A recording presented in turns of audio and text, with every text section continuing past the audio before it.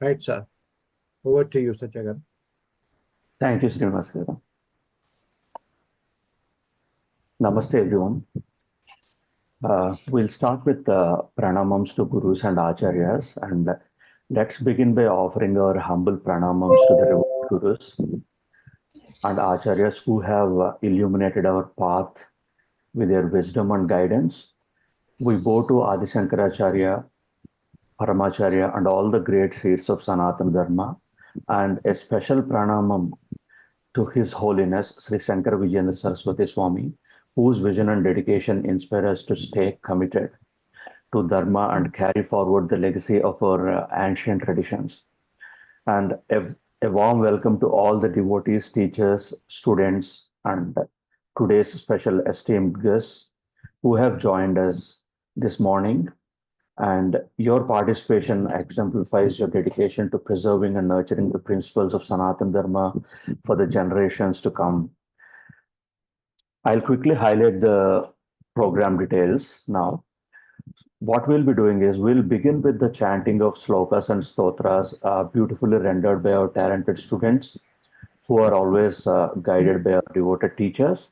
And following the devotional segment, we are honored to host a special webinar today on Sanatana Dharma values and pursuing one's profession, featuring distinguished speakers who include Dr. Prasad Garu, Sri Murali Garu, Dr. Satya Garu, and Dr. Sundaram Garu.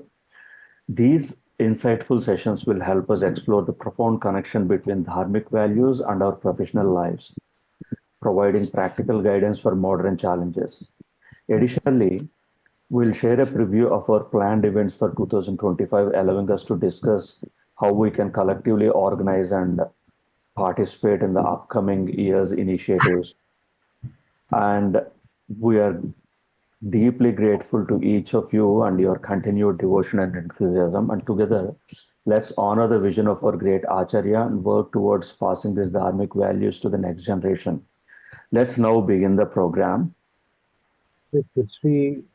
Srimati Sujitkumar Garu is here first, and then we'll start with the rest of the programs. Hope that's okay, Satya Garu.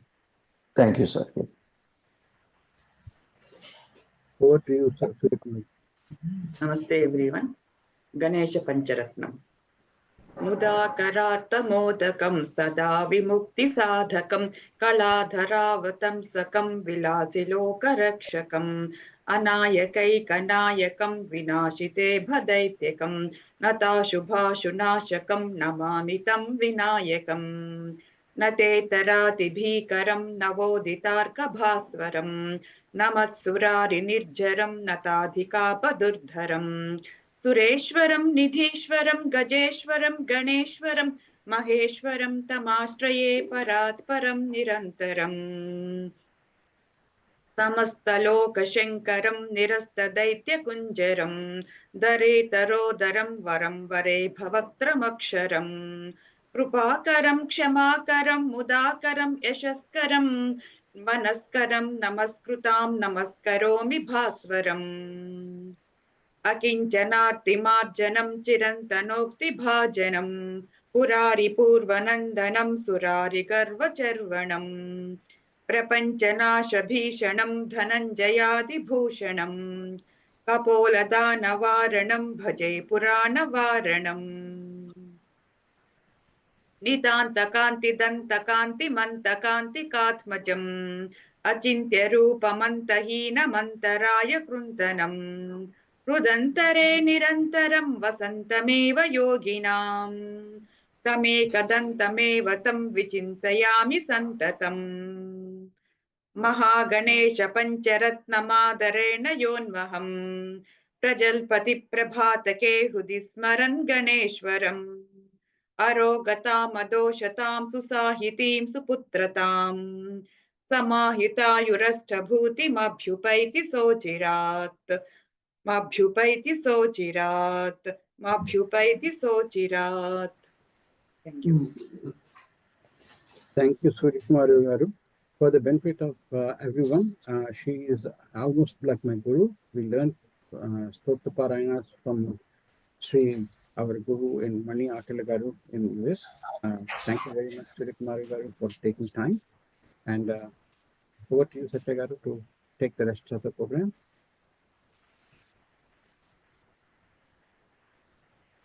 Thank you, Srinivas Garu. So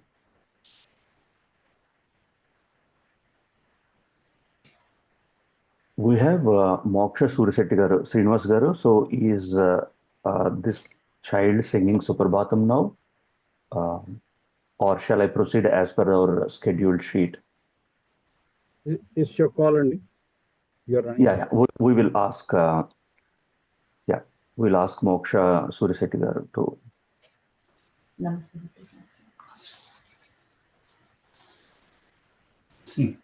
Kausalya Supraja रामपूर्वा संध्या प्रवर्तते उत्तिष्ठ नरसार्दूलः कर्तव्यं देवमौक्तिकम् उत्तिष्ठ गोविन्द उत्तिष्ठ गरुडध्वज उत्तिष्ठ कमलाकान्ता त्रैलोक्यं मङ्गलं कुरु माते समस्त जगता मरुकैत बारे पक्षु विनान्यनु वड दिव्य मूर्ते श्रीस्वामिनी शिष्टजन दियदानि शीले श्रीरिंकते सदैते दयानि दे तव सुप्रभातमरविन्द लोचने भवतु प्रसन्न मुखचन्द्र मण्डले ऋषंक्रेन्दमनिताभिरचिते दिशशैलनाथ दैते दयानिधे अत्रादिशप्रेरिसमीपा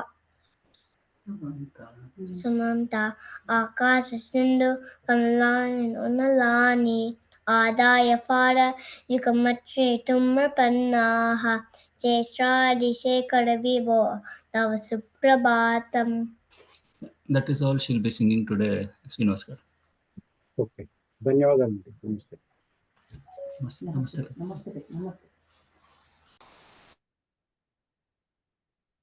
God bless you. Excellent singing.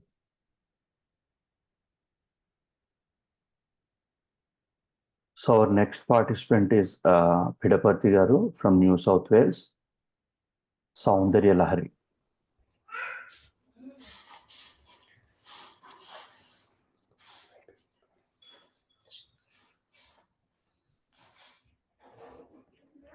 शिवशक्त्या युक्तो यदि भवति शक्तः प्रभवितुं न चेदेवं देवो न खलु कुशलः स्पन्दितुमपि अतस्त्वामाराध्यां हरिहरविरिञ्चादिभिरपि प्रणन्तुं स्तोतुं वा कथमकृतपुण्यः प्रभवति तनीयां सम्पांसुं तव चरणपङ्केरुह भवं विरिञ्चिः सञ्चिन्वन् विरचयति लोकानविकलं वहत्येनं शौरिः कथमपि सहस्रेण शिरसां हरः संक्षुद्यैनं भजति भसितोद्धूलनविधि अविद्यानामन्तस्तिमिरमिहिरद्वीपनगरी जडानां चैतन्यस्तबकमकरन्दश्रुतिझरी दरिद्राणां चिन्तामणिगुणनिका जन्मजलधौ निमग्नानां दंष्ट्रामुररिपुवराहस्य भवति त्वदन्यः पाणिभ्यामभयवरदो दैवतगणस्त्वमेका नैवासि प्रकटितवराभीत्यभिनया भयात्रातुं दातुं फलमपि च वाञ्छासमधिकं शरण्ये लोकानां तव हि चरणावेव निपुणौ हरिस्त्वामाराध्य प्रणतजनसौभाग्यजननीं पुरानारी भूत्वा पुररिपुमपि क्षोभमनयत् स्मरोऽपि त्वान्नत्वा रतिनयनलेह्येन वपुषा मुनीनामप्यन्तः प्रभवति हि मोहाय महताम् धनुः पौष्पं मौर्वी मधुकरमयी पञ्चविशिखा वसन्तः सामन्तो मलयमरुदायो धनरथः तथाप्येकः सर्वं हिमगिरिसुते कामपि कृपामपाङ्गात्ते लब्ध्वा जगदिदमनङ्गो विजयते वणत्काञ्चीदामाकरिकलभकुम्भस्तननता परिक्षीणा मध्ये परिणत शरच्चन्द्रवदना धनुर्बाणान् पाशं श्रुणिमपि दधाना करतलैः पुरस्तादास्तान्नः पुरमथितुराहो पुरुषिका सुधा सिन्धोर्मध्ये सुरविटपि वाटी परिवृते मणिद्वीपे नीपोपवनवति चिन्तामणिगृहे शिवाकारे मञ्चे परमशिवपर्यङ्कनिलयां भजन्ति त्वां धन्याः कतिचन चिदानन्दलहरीं महीं मूलाधारे कमपि मणिपूरे हुतवहं स्थितं स्वाधिष्ठाने हृदि मरुतमाकाशमुपरि मनोऽपि भ्रूमध्ये सकलमपि भित्त्वा कुलपथं सहस्रारे पद्मे सहरहसि पत्या विहरसे सुधाधारासारैश्चरणयुगलान्तर्विगलितैः प्रपञ्चं सिञ्चन्ती पुनरपि रसां नायमहसः अवाप्य स्वां भूमिं भुजगनिभवद्युष्टवलयं स्वमात्मानं कृत्वा स्वपिशिकुलकुण्डे कुहरिणी चतुर्भिः श्रीकण्ठैः शिवयुवतिभिः पञ्चभिरपि प्रभिन्नाभिः शम्भोर्नवभिरपि मूलप्रकृतिभिः चतुश्चत्वारिंशद्वसुदलकलाश्रित्रिवलयत्रिरेखाभिः सार्धं तव शरणकोणाः परिणताः त्वदीयं सौन्दर्यं तु हिनगिरिकन्ये तुलयितुं कवीन्द्राः कल्पन्ते कथमपि विरिञ्चि प्रभृतयः यदा लोकौत्सुक्यादमरललनायान्ति मनसा तपोभिर्दुष्प्रापामपि गिरिश सायुज्य पदवीं नरं वर्षीयां सन्नयन विरसन्नर्मसु जडन्तवापाङ्गालोके पतितमनुधावन्ति शतशः गलद्वेणीबन्धाः कुचकलशविस्रस्तसिचया हठात् तृट्यत्काञ्च्यो विगलितदुकूला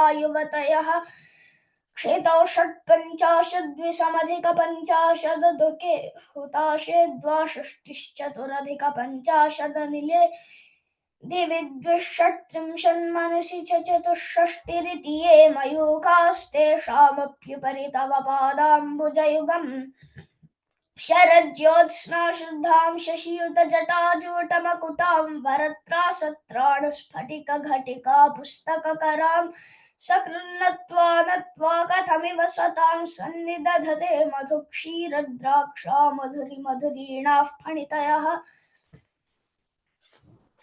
कवीन्द्राणां चेतः कमलवनबालातपरुचिं भजन्ते ये सन्तः कतिचिदरुणामेव भवतीं विरिञ्चि प्रेयस्यास्तरुणतरशृङ्गारलहरी गभीराभिर्वाग्भिर्विदधति सतां रञ्जनममी सवित्रीभिर्वाचां शशिमणिशिलाभङ्गरुचिभिर्वशिन्याद्याभिस्त्वां सह जननि सञ्चिन्तयति यः सकर्ता काव्यानां भवति महतां भङ्गिरुचिभिर्वचोभिर्वाग्देवी वदनकमलामोदमधुरैः तनुच्छायाभिस्ते तरुणतरुणिष्टिसरणिभिर्दिवं सर्वामुर्वीमरुणिमणिमग्नां स्मरति यः भवन्त्यस्य त्रस्यद्वनहर्णशालीननयनाः सहोर्वश्यावश्याः कति न गीर्वाणगणिकाः मुखं बिन्दुं कृत्वा कुचयुगमधस्तस्य तदधोहरार्धं धियायेद्यो हरमहिषिते मन्मथकलां ससद्य संक्षोभन्नयति वनिता इत्यतिलघुत्रिलोकीमप्याशुभ्रमयति रवीन्दुस्तनयुगाम् किरन्तीमङ्गेभ्यः किरणनिकुरुम्बामृतरसं हृदि त्वामाधत्ते हिमकरशिलामूर्तिमिव यः ससर्पाणां दर्पं शमयति शकुन्ताधिप इव ज्वलपृष्टान् दृष्ट्या सुखयति सुधाधारशिरया तटिल्लेखातन्वीं तपनशिशिवैश्वानरमयीं निषण्णां षण्णामप्युपरि कमलानां तव कलां महापद्माटव्यां हृदि तमलमायेन मनसा महान्तः पश्यन्तो दधति परमाह्लादलहरीं भवानि त्वं दासे मयि वितरदृष्टिं सकरुणामिति स्तोतुं वाञ्छन् कथयति भवानि त्वमिति यः तदैव त्वं तस्मै दिशसि निजसायुज्यपदवीं मुकुन्द ब्रह्मेन्द्रस्फुटमकुटनीराजितपदां त्वया हृत्वा वामं वपुरपरितृप्तेन मनसा शरीरार्धं शम्भोरपरमपि शङ्के हृतमभूत् यदेतद्वद्रूपं सकलमरुणाभं त्रिनयनं कुचाभ्यामारम्रं कुटिलशशिचूडालमकुटम् जगत्सूते धाता हरिरवतिरुद्रः क्षपयते तिरस्कुर्वन्नेतत् स्वमपि वपुरीशस्थिरयति सदा पूर्वः सर्वं तदिदमनुगृह्णाति च शिवस्तवाज्ञामालं व्यक्षणचलितयोर्भ्रूलतिकयोः त्रयाणां देवानां त्रिगुणजनितानां तव शिवे भवेत् पूजा पूजा तव चरणयोर्या विरचिता तथा हि त्वत्पादोद्वहनमणिपीठस्य निकटे स्थिताः ह्येते शश्वन्मुकुलितकरोत्तं समकुटाः त्रयाणां देवानां त्रिगुणजनितानां तव शिवे भवेत् पूजा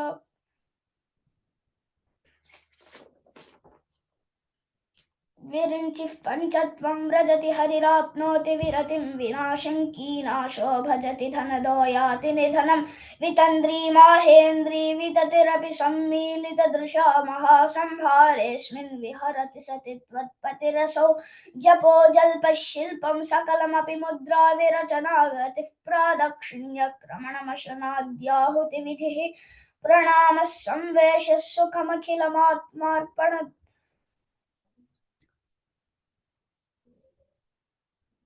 प्रणामः संवेशः सुखमखिलमात्मार्पणदृशा सपर्यापर्यायस्तव भवतु यन्मे विलसितं सुधामप्यास्वाद्य प्रतिभयजरा मृत्युहरिणीं विपद्यन्ते विश्वे विधिशतमखाद्यादिविशदः करालयत्क्ष्वेलङ्कबलितवतः कालकलना न शम्भोस्तन्मूलं तव जननि ताटङ्कमहिमा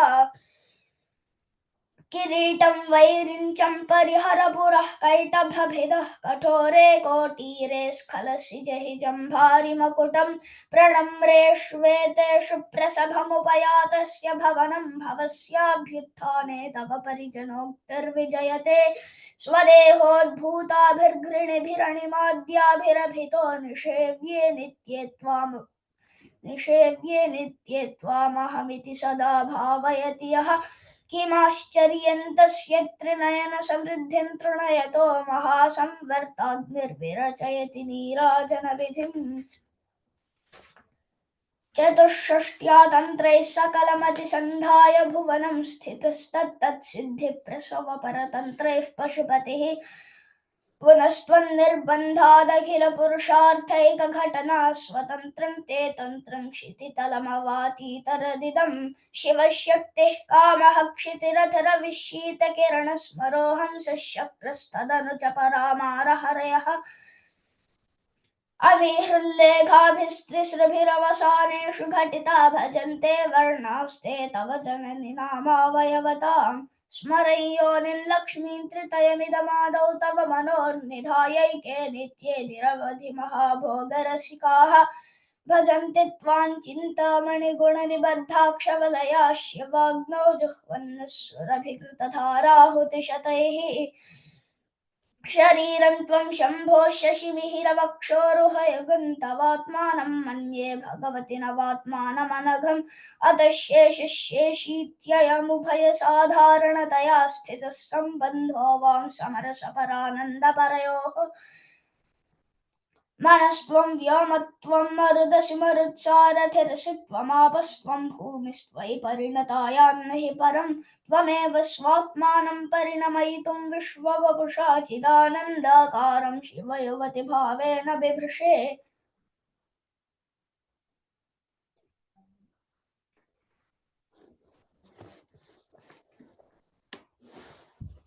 नमस्काराः ఎక్సలెంట్ అమ్మా, చాలా బాగా పాడారు.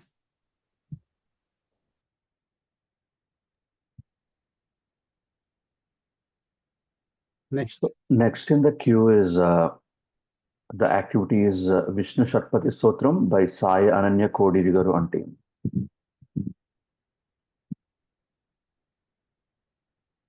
Are you there? Anya Kodiri Garu? We are there, Andy. Just one more person has to come. Can we sing one? Yeah, sure. 5 minutes later?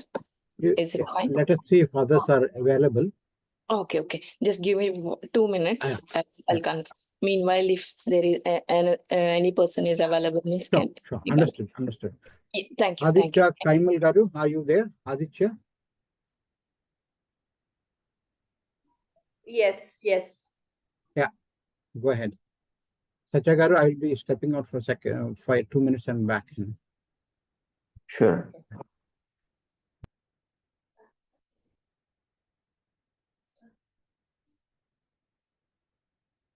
Can we start? Yes, please.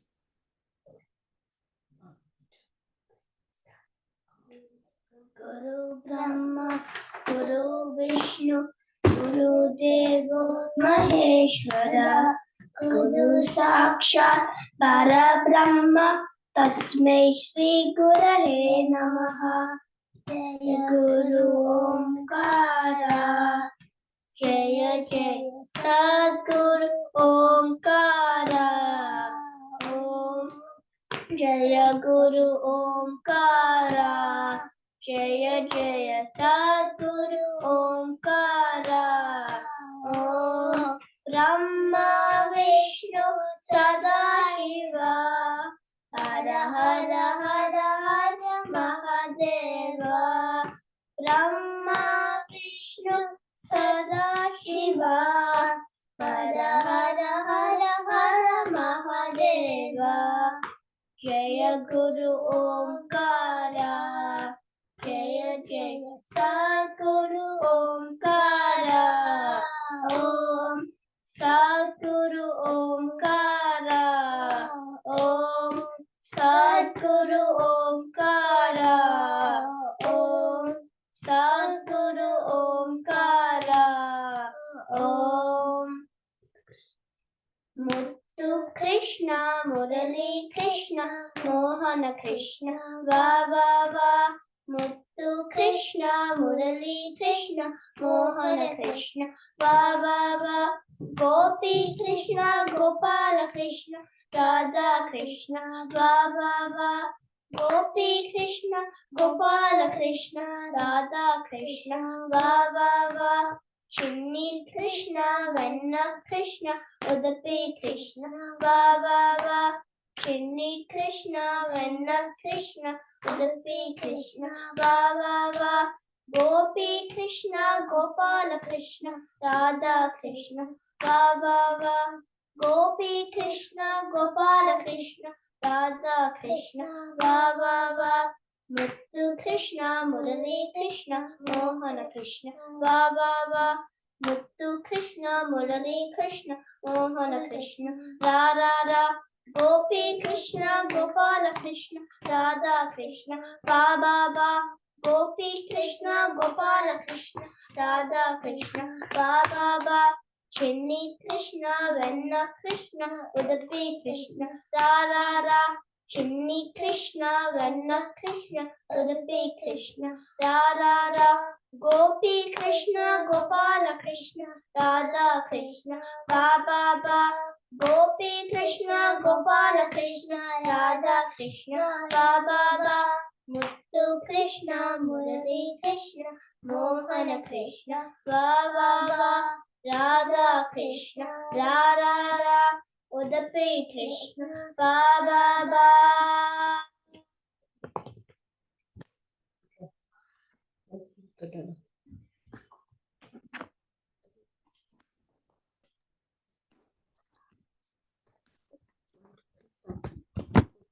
Are you continuing, Andy?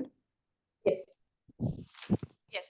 Tridalam Triguణakaram Trinetram Satriyayudam Trijagma Papa Samharam Ekabilvam Shivatpanam Trishake Bilva Patrishta Atitrai Komalai Subaihi Tava Pujam Karishyami Ekabilvam Shivatpanam Koti Kanya Mahadanam Tila Parvata Kodayaha Kanjanam Shiladanena Ekabilva Sivatpadam काशीक्षेत्र निवासं च कारवैभवदर्शनं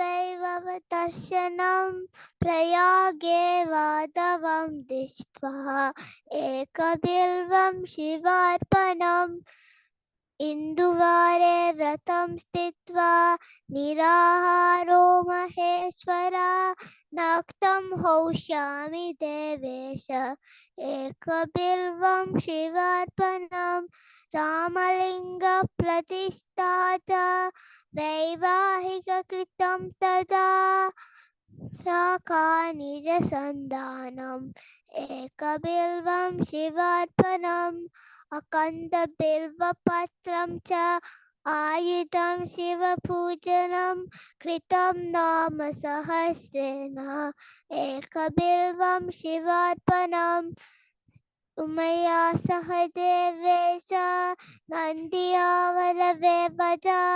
पस्वलेपेन सर्वाङ्गम् एकबिल्वं शिवार्पणम् हलग्रामेषु विप्राणा कथाकं जसकूपयोः यज्ञकोटिसहस्रत्व एकबिल्वं शिवार्पणम् कोटिसहस्रेषु अश्वरेतरचक्रितौ कोटिकन्या महादानम् एकबिल्वं शिवार्पणम्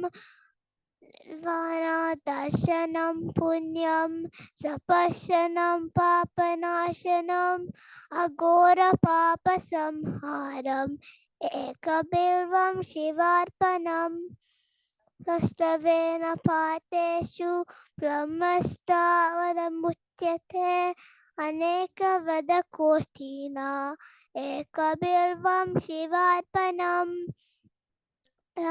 सहस्रेषु सहस्रोपनयनं तदा अनेकवदकोटिना एकबिल्वं शिवार्पणम्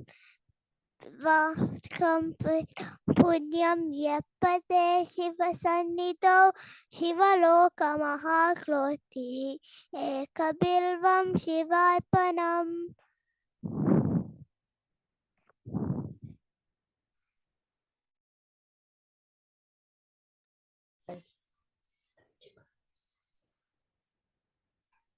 Satya garu. Yes, thank you. Thanks to your Thank you, teacher, Andy. Satya garu. Thank you, Andy. Thank you. We will go back to Sai Ananya Kodur Garu's team for Vishnu Satpati Stotram. If you are ready, madam, please. Satya garu, sorry to interrupt you. Is the other girl who's sitting next to Aditya, is it part of any singing? Can we check? Yeah. I thought they were completed. Shreya. Yes, Shreya. I added both their names in when I submitted the form. No problem. Sure. Is she Thank still you. pending to sing, Andy? Sorry? Do you guys want to sing one more? Oh, no, they only learned so much. No problem. No, It's no. okay. Yeah. It's okay. Thank you. Okay. Satya, hi Satya garu. Namaste, Andy. Namaste Andy. For other person it takes time, 5 more minutes. Meanwhile, 2 more kids are there. They can sing Narayana Te Namo Namo song. Is okay? Or We have a stop at 10 o'clock to start, and followed by 11 o'clock we will again do if there's opportunity. But at 10 o'clock we have to do webinar. Yeah. okay.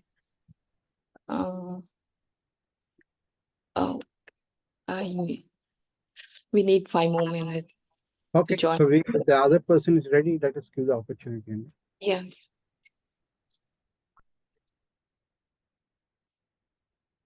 Next person from New South Wales, Satish Garu. Satish Swayampakulaga. Are you there, Andy?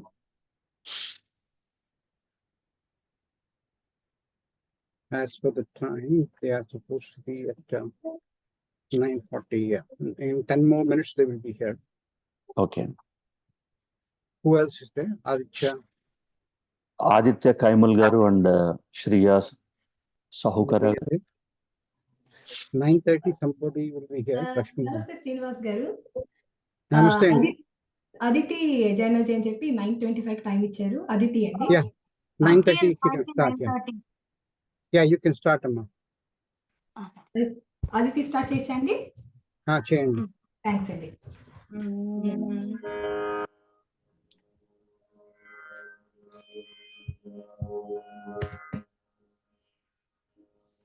ब्रह्ममुरारिसुराचितलिङ्गं निर्मलभाषितशोभितलिङ्गं जन्मजदुःखविनाशनलिङ्गं तत्प्रणमामि सदा शिवलिङ्गं देवमुनिप्रवराचितलिङ्गं कामदहनकरुणाकरलिङ्गं रावणदर्पविनाशनलिङ्गं तत्प्रणमामि सदा शिवलिङ्गं सर्वसुगन्धसुलेपितलिङ्गं बुद्धिविवर्धनकारणलिङ्गं सिद्धसुरासुरवन्दितलिङ्गं तत्प्रणमामि सदा शिवलिङ्गं कनकमहामणिभूषितलिङ्गं फणिपतिवेष्टितशोभितलिङ्गं दक्षसयज्ञविनाशनलिङ्गं तत्प्रणमामि सदा शिवलिङ्गं कुङ्कुमचन्दनलेपितलिङ्गं पङ्कजहारसुशोभितलिङ्गं सञ्चितपापविनाशनलिङ्गं तत्प्रणमामि सदा शिवलिङ्गं देवगणार्चितसेवितलिङ्गं भावैर्भक्तिभिरेव च लिङ्गं दिनकरकोटिप्रभाकरलिङ्गं तत्प्रणमामि सदा शिवलिङ्गं अष्टदलोपरिवेष्टितलिङ्गं सर्वसमुद्भवकारणलिङ्गं अष्टदरिद्रविनाशनलिङ्गं तत्प्रणमामि सदा शिवलिङ्गं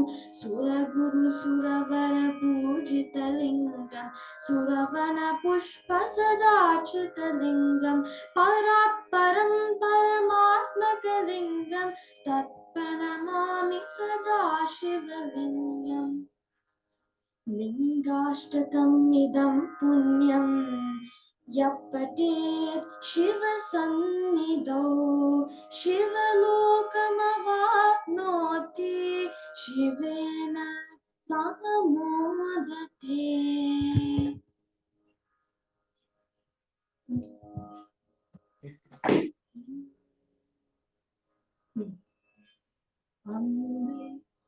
अम्बे अम्बिके जगदम्बिके अम्बे अम्बिके जगदम्बिके अम्बे अम्बिके जगदम्बिके अम्बे अम्बिके जगदम्बिके अम्बे अम्बिके जगदम्बिके अम्बे अम्बिके जगदम्बिके अम्बे अम्बिके जगदम्बिके अम्बे अम्बिके जगदम्बिके शैलेन्द्रराजेन सम्पोषिते अगस्त्याद्रियोगेन्द्र संसेविते शैलेन्द्रराजेन सम्पोषिते अगस्त्याद्रियोगेन्द्र संसेविते वेदेन मन्त्रेण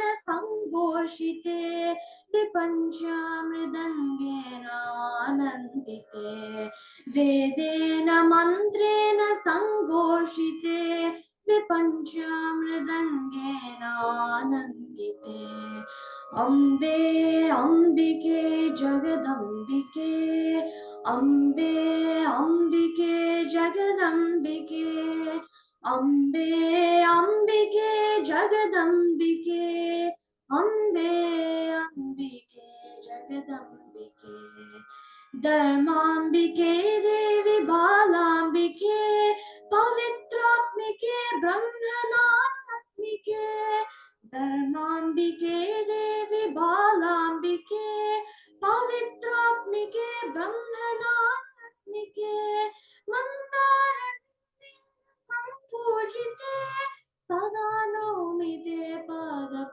पद्मं शिवे मंदार पूजिते सदा नौमि ते पाद पद्मं शिवे Ambe अम्बिके जगदम्बिके Ambe अम्बिके जगदम्बिके Ambe अम्बिके जगदम्बिके Ambe अम्बिके जगदम्बिके Ambe अम्बिके जगदम्बिके Ambe अम्बिके जगदम्बिके. Super rendition. Kriti Sahiti 9:30. Yeah, go ahead.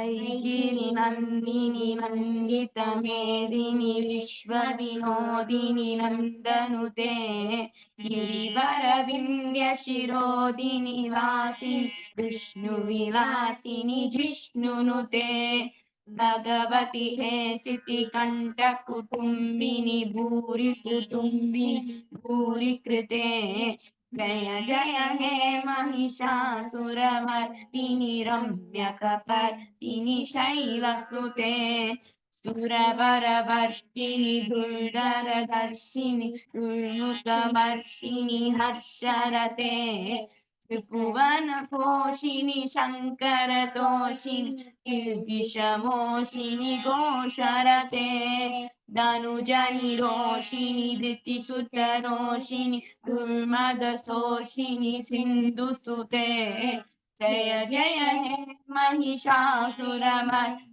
रम्यकपर्दिनि शैलसुते ऐ जगदम्ब मदम्ब कदम्ब वरप्रियवासिनि आसरते शिखरि शिरोमणि तुंग हिमालय शृंग निजालय मध्यगते मधु मधुरे मधु कैटभ भंजिनि रासरते जय जय हे महिषासुरमर्दिनि रम्यकपर्दिनि शैलसुते ऐसत कंद विकंदित रुंद विखंडित सुंदर गजातिपते श्रीपुगज कंद विदारण चंद पराक्रम सुंदर मृगाधिपते निज भुज दंड विपातित कंठ विपातित मुंड भराधिपते जय जय हे महिषासुरमर्दिनि रम्यकपर्दिनि शैलसुते ऐरन दुर्मद शत्रुवतोतित दुर्धर निर्जर शक्तिभृते चतुर विचार धुरीन महाशिव कृत प्रमदाधिपते दुरित दुरीह दुराशय दुर्मदितानवदुत्त कृतान्तमते जय जय हे महिषासुरमर्दिनि रम्यकपर्दिनि शैलसुते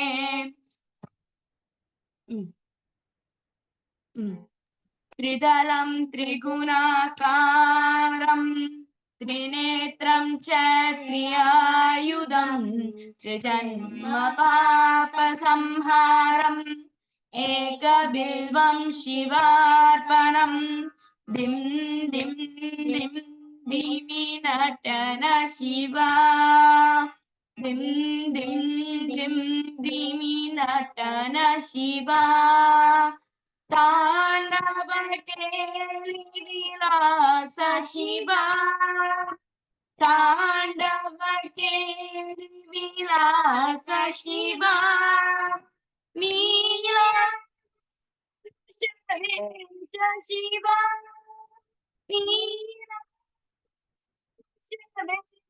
शिवा लिंगो भवहर सांब शिवा लिंगो भवहर Samba Shiva Samba Shiva, Samba Shiva, Tapapati Shri Samba Shiva, Dim Dim Dim Dimi Natana Shiva, Natana Shiva, Natana Shiva.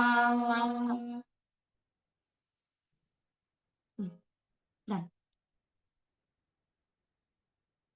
Thank you, Andy. We will proceed with Satish Swayampakula Garu's team from New South Wales. Satish Garu, are you available? Okay, we will move on to the next person if available. From New South Wales, Aditya Kaimal and Shriya Sahukara. So they already sang. They both sang already. Okay. Yeah. Okay. Going back to Sai Ananya Kodiri Garu's team, Vishnu Satpati Stotram. Are you ready, Andy? Ready అండి. Yeah, okay. Okay. Ready.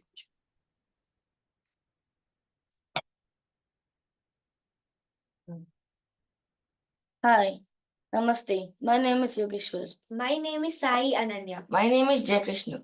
Today we are going to be doing Vishnu Shatpadi Stotram, which was written by Adi Shankaracharya.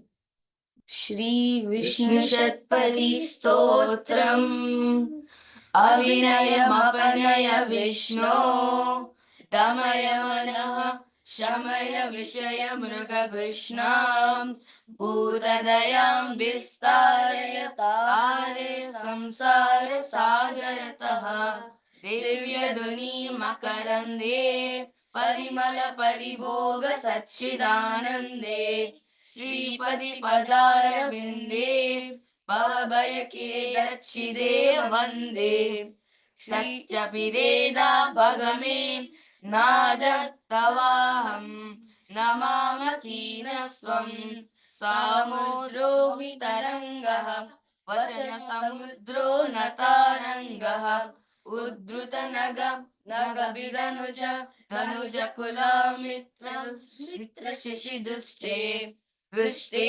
Bhavati Nabhavati Kim Bhavati Rastanaha Matsyadi Vidavatare Avatarata Sada Vasudam Parameshwara Paripalyo Bhavata Plitoham Damodara Gunamandira Sundara Vadanara Vinda Govinda Pavajaladi Madana Mandara Paramandara Mapanayatvam me Narayana Karunamaya Sharanam Karavani Tamakau Charanam Iti Shatpati Maiye Vadana Saroje Sada Vasatu Iti Shankaracharya Virachitam Shri Vishnu Shatpadi Stotram Sampurnam.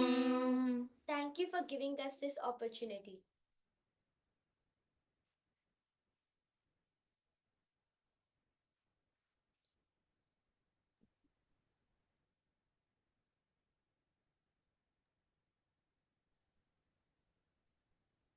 Thank you, Andy.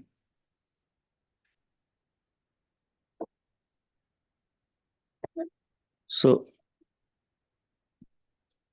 Aditya Kaimal Garu, have you completed all the slokas, Andy?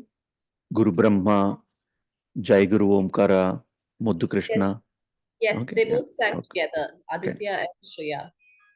Satish Swayampakula Garu, వచ్చారండి.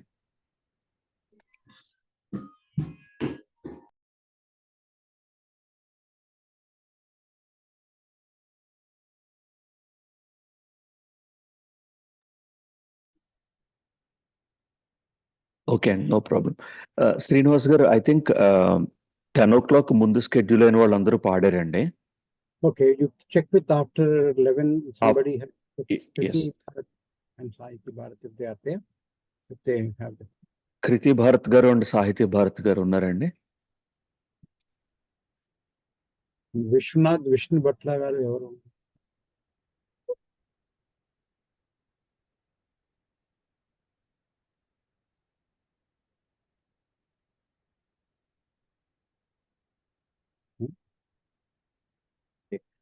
సూర్యకుమార్ గారు, can we do one Karthika మాసం కాబట్టి can you kindly chant any అమ్మవారి మీద సూక్తం కానీ లేకపోతే పురుష సూక్తం కానీ, హరిహరాదులు ఇద్దరికీ కూడా ఇంపార్టెంట్. పురుష సూక్తం చాంట్ చేయమంటారండి? చేయండి. 10 minutes ఉంది. 10 minutes you can make use of it. నమస్కారం అండి అమ్మగారు, మీ పేరేంటండి? అన్మ్యూట్ చేసుకోండి. అన్మ్యూట్ చేసుకోండి. నమస్కారం, నా పేరు నాగలక్ష్మి అండి. న్యూజిలాండ్ నుంచి వచ్చారు. అవునా, నమస్కారం. నమస్కారం. మీరు చదువుతారా? స్తోత్రం ఏమైనా చెప్తారా? మనకి 5 నిమిషాలు ఉంది, 10 నిమిషాలు ఉంది. చెప్పినాక చెప్తాను. అందరికీ అవకాశం ఇద్దాం. అలాగేనండి. చెప్పండి. సూర్యకుమార్ గారు, ఇస్ ఇట్ ఓకే? షూర్ అండి. చెప్పండి అమ్మగారు. నాగమ్మ ఎవరిని చెప్పమంటారండి? సూర్యకుమార్ గారినా ముందు నన్ను ఎవరిని చెప్పమంటారు? మిమ్మల్ని. ఓకే అండి. నాగలక్ష్మి గారు, మనకి న్యూజిలాండ్ ఆక్లాండ్ లో ఉంటారా మీరు? అవునండి, ఆక్లాండ్ లో ఉంటాను. చెప్పండి. ఆవిడ చెప్పారు, సూర్యకుమార్ గారు చెప్పారు ఆల్రెడీ. నమస్కారం అండి. మీ అందరికీ నాకు ఈ అవకాశం కల్పించినందుకు ధన్యవాదాలు. నిజంగా ఇందాక సౌందర్య లహరి అది బాగా చదివారు. కాకపోతే ఏంటంటే మన చిన్నపిల్లలందరికీ కూడా ఇది ఒక స్ఫూర్తి అనమాట. మన శంకర వాంగ్మయం ఎంతో ఉంది. అందులో కొంచెం ఒక బిందువు అయినా కానీ మనం తీసుకోగలిగితే మనం ధన్యులం. అలాగే శివానంద లహరి ఉంది. శివానంద లహరిలో ప్రార్థన ఉంది. ఏదైనా చిన్నపిల్లలకి మనం ప్రార్థనా శ్లోకాలతోనే మనం మొదలు పెట్టచ్చండి. నారాయణం నమస్కృత్య నరం చైవ నరోత్తమం దేవీం సరస్వతీం వ్యాసం తతో జయముదీరయేత్. అలాగే నమోస్తు రామాయ సలక్ష్మణాయ దేవే చ తస్యై జనకాత్మజాయై నమోస్తు రుద్ర ఇంద్ర యమనిలేభ్యో నమోస్తు చంద్రార్క మరుద్గణేభ్యః. అట్లా కొన్ని చిన్న ఆపదాం హర్తారం దాతారం సర్వసంపదాం లోకాభిరామం శ్రీరామం భూయో భూయో నమామ్యహం. మనకి ఈ కార్తీక మాసం ముఖ్యంగా కార్తీక దామోదరుడికి త్రయంబకేశ్వరుడికి ఇద్దరికీ కూడా ప్రీతికరమైన మాసం కాబట్టి ఈ మాసం మనకు తెలియజెప్పేది ఏంటంటే హరిహరాదులకి అభేదము. హరుని కొలిచిన ఏదైనా కొలిచిన ఎవరైనా కానీ మనకి ముక్తి ప్రదాతలు అని తెలుస్తుంది. అందులో ఆ శివుడికి నా యొక్క ఒక పద్యపుష్పం అనమాట. కార్తికేయుని కన్న తండ్రివి కాలకాలుడ కావుమా. ఓ కార్తికేయుని అన్నాడు సుబ్రహ్మణ్య స్వామిని కన్న తండ్రి అయ్యా నాయనా, నువ్వు కాలకాలుడివి. కాలం అంతా నీ అధీనంలోనే ఉంటుంది. ఆ పాశం నీ దగ్గర ఉంటుంది. అలాంటి ఆయన మమ్మల్ని రక్షించుమా. కార్తికేయుని కన్న తండ్రివి కాలకాలుడగావుమా. ఆర్తితోడను పూజ చేయగా హాటకేశ్వర శ్రీ శివ. సో మనం అయ్యో భక్తి భగవంతుడా, నువ్వు నాకు కనపడాలి, నువ్వు నా ధ్యానంలో ఉండాలి, నా స్థిర చిత్తమందు నువ్వు ఉండాలి అని చెప్పిన ఆర్తితోటి కనుక ఆయన పూజిస్తే ఈ హాటకేశ్వరుడు ఉన్నాడు మనకి శ్రీశైలంలో. హాటకేశ్వర శ్రీ శివ స్ఫూర్తినీయుమ పంచశీర్షుడ పూర్ణలింగ మహేశ్వర. నువ్వే నాకు స్ఫూర్తి ఇవ్వాలి, నువ్వు చేయించాలి నా చేత. నీకు పంచశీర్షాలు ఉన్నాయి. అవేంటి? సద్యోజాతం, వామదేవం, అఘోరం, ఈశానం, తత్పురుషం అనే పంచముఖాలతో నువ్వు వెలుగుతున్నావు. ద్వాదశ జ్యోతిర్లింగాలతోటి శీర్షములతోటి పంచముఖములతో వెలిగించే పంచముఖ పరమేశ్వరుడా, పూర్తి చేయుమ జన్మలన్నీయు పూర్వకర్మ వినాశన. నైనా మనకి ఎన్నో జన్మలు ఉన్నాయి. ఎన్ని జన్మలు ఎత్తామో తెలియదు, ఇంకెన్ని జన్మలు ఎత్తామో తెలియదు. అందుకనే అంటారు మనం సంచిత పాప వినాశకలింగం తత్ప్రణమామి సదాశివలింగం. సో మనకి ఈ పాపాలన్నీ కూడా మనకి అవన్నీ అక్కర్లేదయ్యా తండ్రి. ఆ పాపాలన్నీ నాశనం చేసి ఈ జన్మలన్నీ లేకుండా నన్ను నీ దగ్గరికి చేర్చుకోవయ్యా. సాలోక్య సాయుధ్య సామీప్య పదవి ఇవ్వయ్యా తండ్రి అని చెప్పి మనం ఆ శివుని, ఆ దామోదరుణ్ణి పూజించే యొక్క సుగుణమైన మాసం ఇది కార్తీక మాసం. నమస్కారం అండి అందరికీ. నాకు అవకాశం ఇచ్చినందుకు మరొకసారి ధన్యవాదాలు తెలుపుకుంటున్నాను. మనకి అవకాశం నమస్తే. ఇచ్చిన పూజ్య ఆచార్యుల గారికి నమస్కారం. ఆయన మనకి ఈ డైరెక్షన్ ఇచ్చింది, ఆయన గైడెన్స్ తోటే మనం చేస్తున్నాం అని చేత ఈ శంకర విజయేంద్ర సార్ గారికి మరోసారి నమస్కారాలు. ఓవర్ టు యు సత్య గారు. Thank you, Srinivas garu. I will once again check if Satish Swayampakula garu is online. No. సూర్య మనకి ఇంకా ఒక 9 minutes టైం ఉందండి. సో సూర్యకుమార్ గారిని పురుష సూక్తం. ఓకే, సూర్యకుమార్ గారు అమ్మ మీరు మాట్లాడండి. నమస్కారం. ఓం తచ్చయోరావృణీమహే గాతుం యజ్ఞాయ గాతుం యజ్ఞపతయే దైవీం స్వస్తిరస్తు నః స్వస్తిర్మానుషేభ్యః ఊర్ధ్వం జిగాతు భేషజం షన్నో అస్తు ద్విపదే శం చతుష్పదే. ఓం శాంతి శాంతి శాంతిః. ఓం సహస్రశీరుషా పురుషః సహస్రాక్షः సహస్రపాత్ స భూమిం విశ్వతో వృత్వా అత్యతిష్టదశాంగులం పురుష ఏవేదకం సర్వం యద్భూతం యచ్చ భవ్యం భూతామృతత్వస్యేషానః యదన్నేనాతిరోహతి ఏతావానస్య మహిమా అతో జ్యాయాగుశ్చ పూరుషః పాదో ఓస్య విశ్వాభూతాని త్రిపాదస్యామృతం దివి త్రిపాదోధ్వదైత్ పురుషః పాదో ఓస్యేహా భవాత్ పునః తతో విశ్వం విక్రామత్ శాసనానశనే అభి తస్మాద్ విరాట్ జాయత విరాజో అధిపూరుషః స జాతో అత్యరిచ్యత పశ్చాద్ భూమిమథో పురః యత్ పురుషేణ హవితా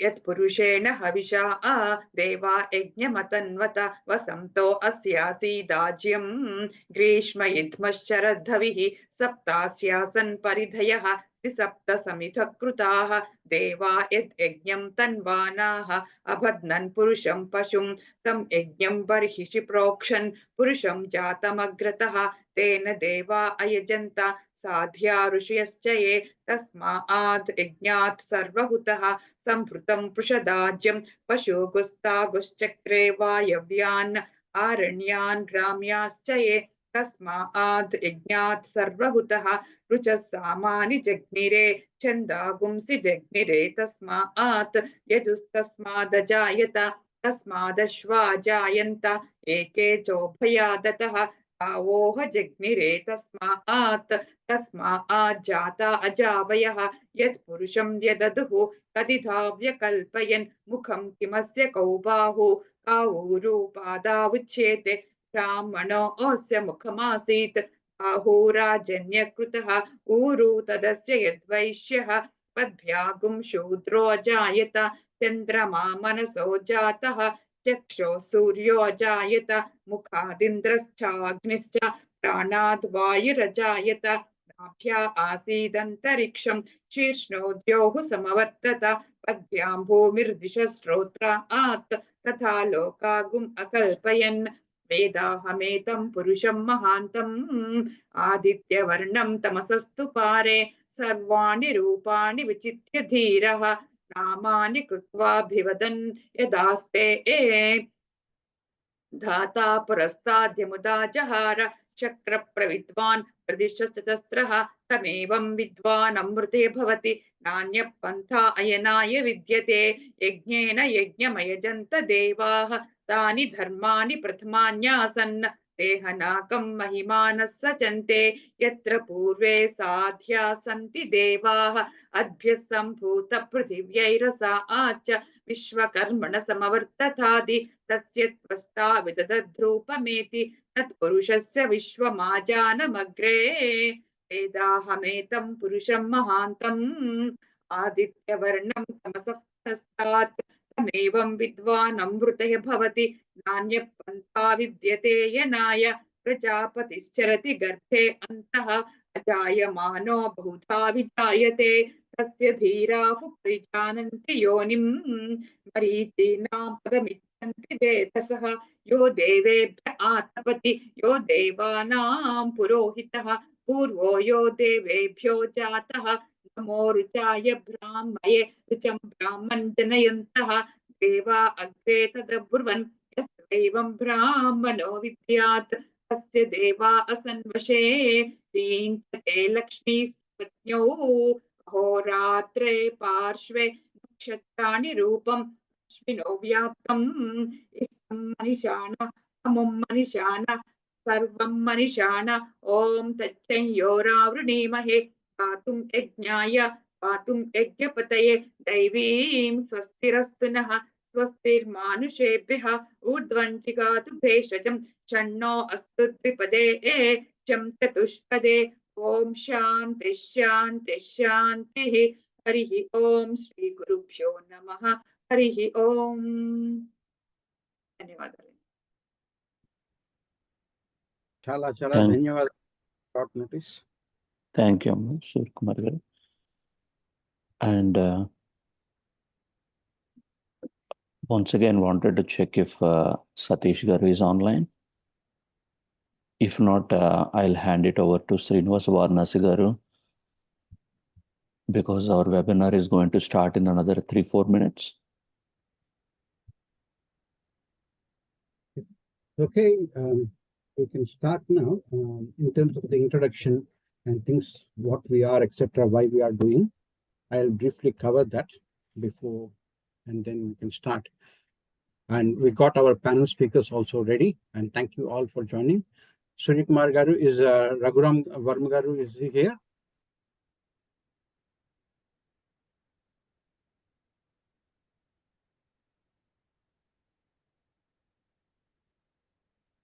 Okay, can everyone see my screen? Satya garu, Yeah. is Yes, sir. everybody? Yes. A sort of introduction to this webinar.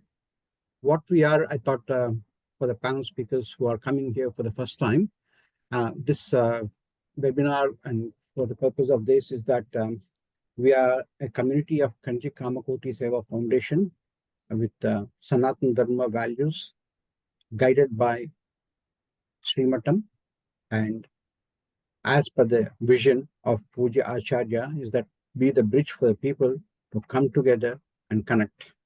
And Acharya's, his own words, message is that please do this collaboratively, build a network to sustain the dharmic cultural continuity, nourish the root, and establish the connectivity with the community. What he meant is the root is our roots, where we are, is in Sanatana Dharma. It doesn't matter where we are on the planet. We are always try to remember that root and establish the community wherever you are is your community. If the community is not there, create that community. And what we do in this organization is the Kanchi Kamakoti Seva Foundation. We meet here monthly, and together we are around 87 members so far, and we meet once in a month. And we started off sometime in 2021, and the very first program which we did is Sahasradala Padmaradhana. That is number 1, number 2, and number 3. 3 Sahasradala Padmaradhana we have completed. What does that mean? Sahasra means, as you most of us know, it is 1,000, and Padmam means the lotus flowers.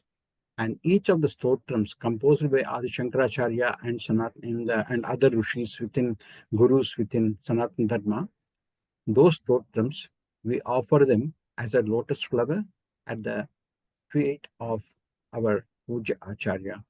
Once in a year, he comes and online, and he blesses and he chants along with the children these particular stotrams. And it is an endeavor today, and we are extremely delighted to have a privileged professionals who are practicing Sanatana Dharma and also be part of doing their own practice and continuing their professions. They are going to give us their real life stories.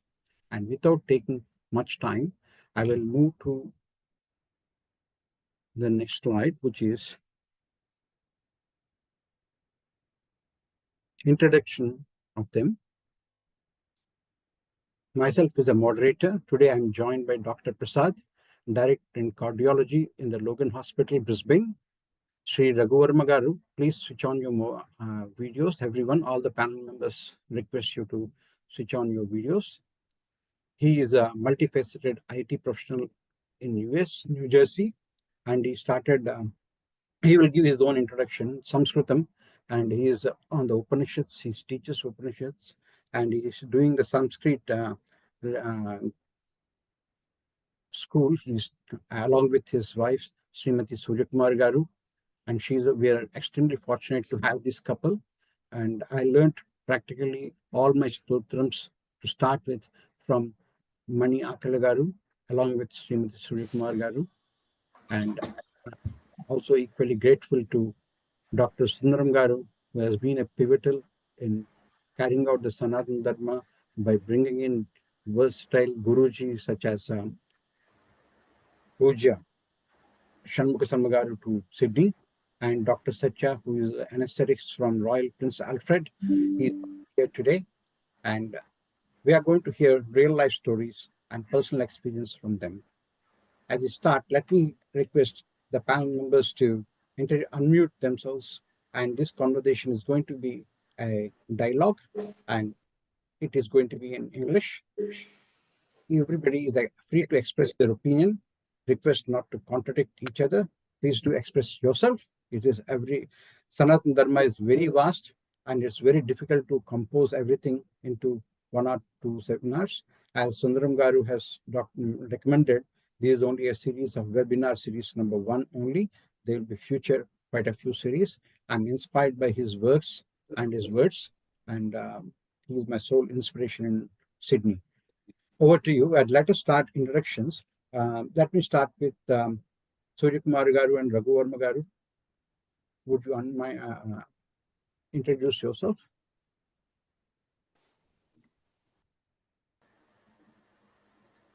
Suryakumar Garu, are you there? We can't hear Suryakumar Garu. You were here before. I think she must have dropped out. Okay, it's all right. Can I move to Sundaram Garu, yourself introduce? Okay. Raghuvarma Garu is here now. Suryakumar Garu. Okay, Suryakumar Garu can start. Yeah. And followed by Raghuvarma Garu. Both of them are a wonderful couple and staying in New Jersey. And since last 27 years, consistently working in same organization. It's a privilege to have them. Kindly introduce, sir. Take a minute. We can't hear you. We can't hear you, sir.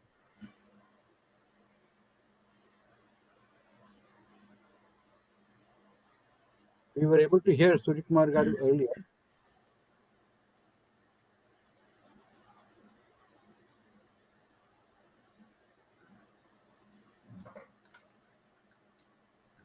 Hello?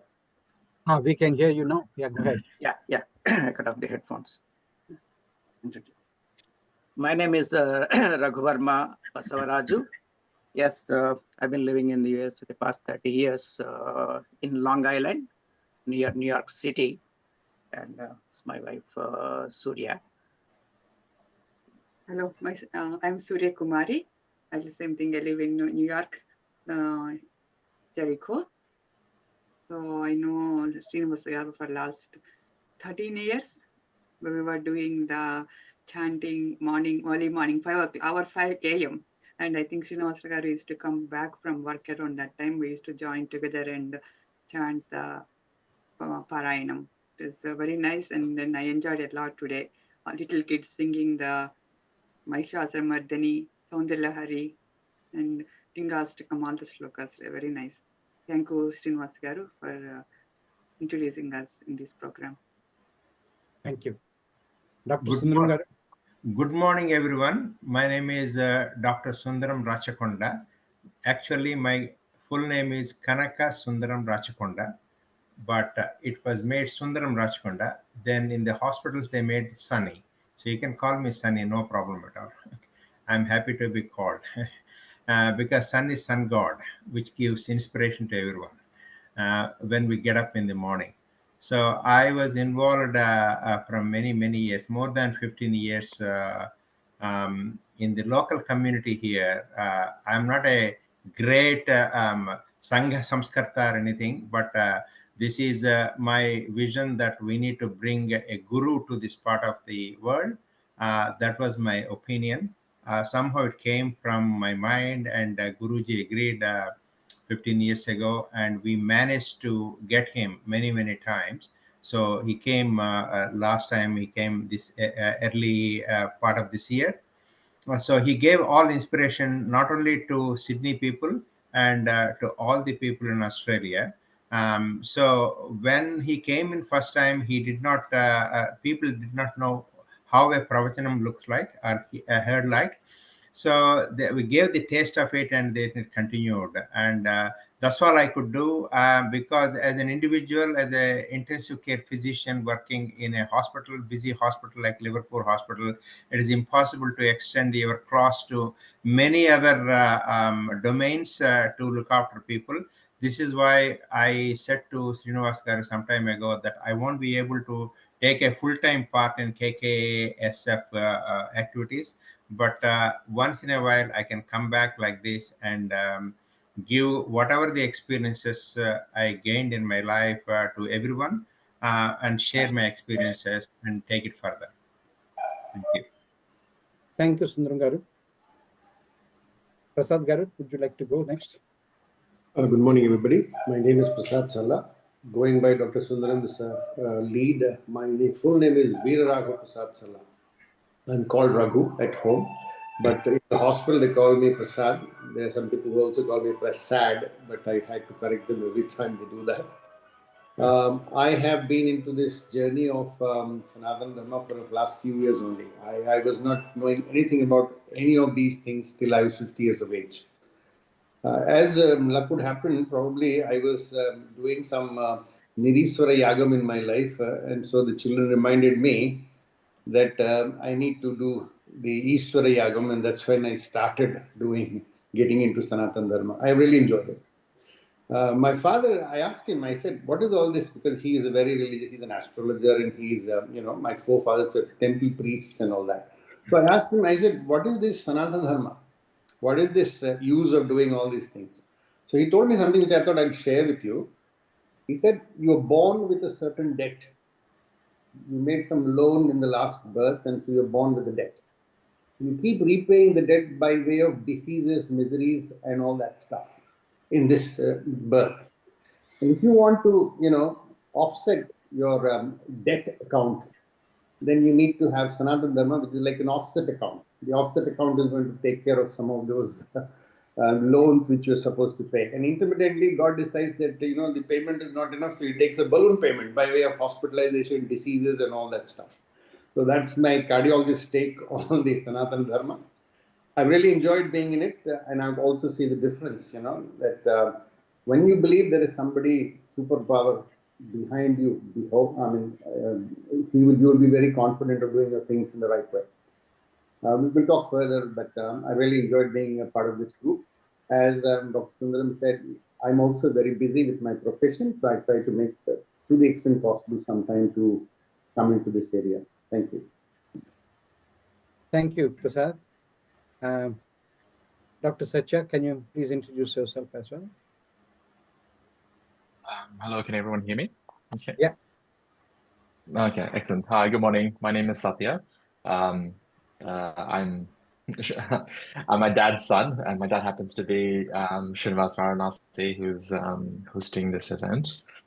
I feel a little bit inadequate being on this panel because there's many very well and knowledgeable people on the panel, but I will certainly add my opinion. My full name is Satya Surya Shravan Varanasi. I'm known by Shravan at home and Satya at work. I'm an anesthetist here in Sydney, and I grew up in a household that practices Sanatana Dharma. I'm sure we'll get into this later, but the challenges of practicing it in the modern professional world has many facets to it. But it's something that I find a lot of value in, and it's a place of great reassurance whenever I come back to it. but I'm sure we'll get into a lot more detail. Thank you so much for the excellent introductions, and we are really privileged to learn.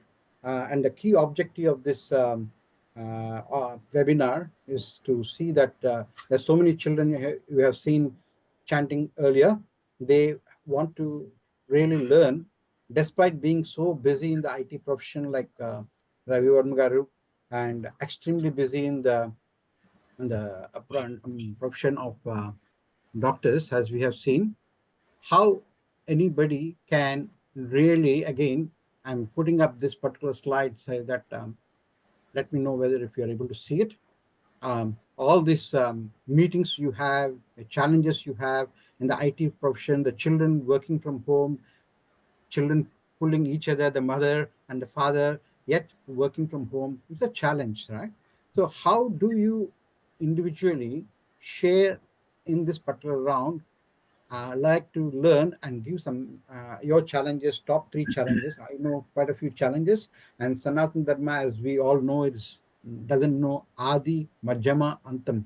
There's no starting point, there's no middle point, and there's no end point for Sanatana Dharma. Very, very vast it is. So what values do you cover in this particular round? We will talk about that. So Ravi Varma Garu, let me start with you. What values of Sanatana Dharma you stand for? Yeah, thanks. Thank you very much. I didn't get the opportunity to introduce the background, my background. So let me start from there. Since childhood, I was always curious, interested, somehow philosophical bent of mind. So even in high school, I'll pick up any philosophy book or try to understand what's the meaning of it all. I don't know how I got that, but I was always curious. So as I was growing up, I saw my dad was very religious. He'll chant Venkateshwara Suprabhatam early in the morning, and I knew Suprabhatam by heart, even when I was a child.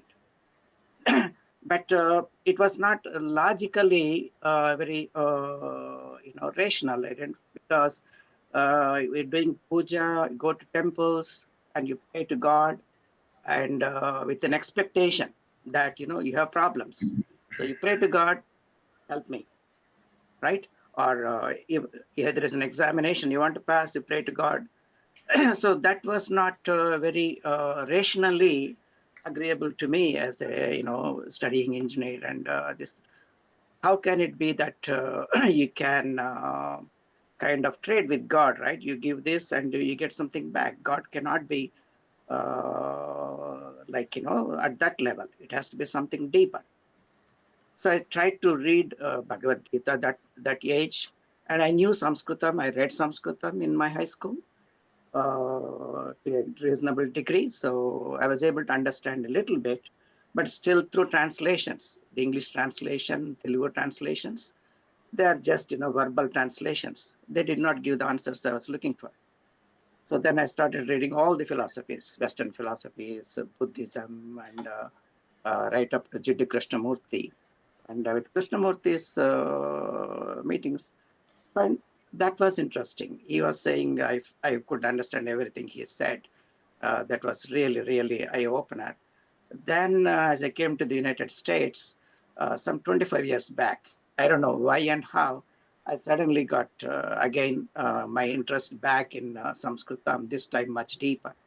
So I did very deep into Sanskritam, read all the Upanishads, and did master's level courses and Advaita Vedanta, read all the Upanishads, Bhagavad Gita, this time not through translation, in Sanskritam, and with Adi Shankara's Bhashyam, again in Sanskrit. And it was, I cannot tell you, it is so rational, so scientific, beyond question. It is the science of all sciences. So all the doubts I had as I was growing up, which I'm sure all the present youth will have, even some of us who have been really religious by, sincerely, may have those questions, still they all get answered if we really pay attention and have the Shraddha to read and understand Upanishadic, at least gist through Bhagavad Gita. So I really, after studying them with the Shankara Bhashyam, going deeper and deeper, it all, at least I feel it's all in place. So I wanted to share that because many people still do not believe, even the followers, that it is all rational, scientific. It is. So I started this Sanskrit school 15 years ago in New York. Earlier I used to teach at home, now it is through Zoom. So I have students from all over. The goal is to teach Sanskritam, enough Sanskritam, so that everybody understands Gita in Sanskritam. The reason being, many of the words are not translatable. You may want to understand in English, you can to some extent, but you cannot go much deeper. To really understand the Tattvam, you need to have the basic knowledge of the Sanskrit words. I realized it. So that's why I've been teaching Sanskritam to all levels, the highest level being reading Sanskrit, Gita in Sanskritam through Bhashyam. But to reach that level, one has to know basic Vyakarana. So I started classes from zero, even for kids born and brought up here in America, because they don't know anything. So we teach Sanskritam from with Prarthana shlokas, explaining the shlokas and subhashitams. Every Prarthana shloka, it is not just for chanting. It is, every shloka has a deep meaning. Every subhashitam has a deep meaning. Karagre vasate Lakshmihi. Karamadhye Saraswati, Karamule tu Govindaha, Prabhate Karadarshanam. It may look like some ritualistic Prarthana shloka. It has deeper meaning. Karagre vasate Lakshmi, right? It's in our hands, the tip of our hands, there is Lakshmi. Lakshmi is not just wealth, Australian dollars or US dollars. It is generating value, providing service, whether you're a doctor, a physician, right? Or an engineer like me using my hands, everybody, or just a farmer, or just a worker. Karagre vasate Lakshmi. So you work, you produce value, that is generating Lakshmi. Not for you, not with the intention of I earn, I accumulate in my bank. You produce because that is the duty of this, Dharma of this. Karamadhye Saraswati. And you need to have wisdom, knowledge to really fulfill your Purushartha. So that Saraswati represents that knowledge. Karamadhye Saraswati. Karamule tu Govindaha. And how do I have this energy? How do I have this? What is the source of my energy to perform whatever I'm performing? We all think, I'm an engineer, I'm a doctor, I teach Sanskritam, I know Sanskritam. Do you really know Sanskritam? What is the source of your ability to perform your duties and acquire this knowledge? What is that source? Karamule tu Govindaha. Karamula, the moolam, the source is Govindaha. Govindaha, again, don't picture just, Venkateshwara or Krishna. Govindaha stands for Paramapurusha, Parameshwara, everything.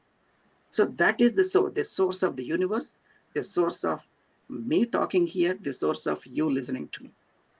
Karamule tu Govindaha Prabhate Karadarshana. So in the morning, then I am looking at this hands and darshanam, right? It's my salutations, my namaskaras. So I took that simple example. So every sloka, everything we learn in the name of Sanatana Dharma, everything has a meaning. It is not that we have to believe Sanatana Dharma, but understand Sanatana Dharma. It is not a set of rituals. It is not a set of shlokas to be just memorized and chanted. It is science of sciences to be understood. That's my... Thank you, Raghu Garu. Thank you so much. In the interest of the time, let us move on to the rest of the people as well. But fantastic example and an excellent explanation of one simple verse of prayer. And it's a great message for the next generation, I'm sure. As we move on to the next panel speaker, Dr. Sundaram Garu, can you kindly throw... Today, sorry. Today, I've learnt a lot from you, sir. From your nice introduction, you started the day with puja already, with Karagre Vasade Lakshmi, Karamadhye Saraswati, Karamule to Govinda, Prabhate Karadarshanam. Then I will step a little ahead. Samudra Vasane Devi, Paravatasanamanle, Vishnupatni Namastabhyam, Padasparsam Kshamasmai. So we get out of the bed and we salute the Mata and to continue, give us all the things, whatever. I mean, you are the best person to explain. Okay. Anyway, so from my point of view, the difficulty for the young generation is where to strike a balance between what the rituals, what we are doing, and as a part of Sanatana Dharma, and in the modern life, what they're leading. This is what is the problem at the moment. So I wanted to address that one shortly with a short speech. Basically, when we start our day, when we start our all the energy levels, we have to increase our energy levels, and we need to make right decisions in the every part of the day. And for that, only physical means is not enough. Something else, that's the spiritual energy or whatever the energy which is there in the universe, we need to extract it.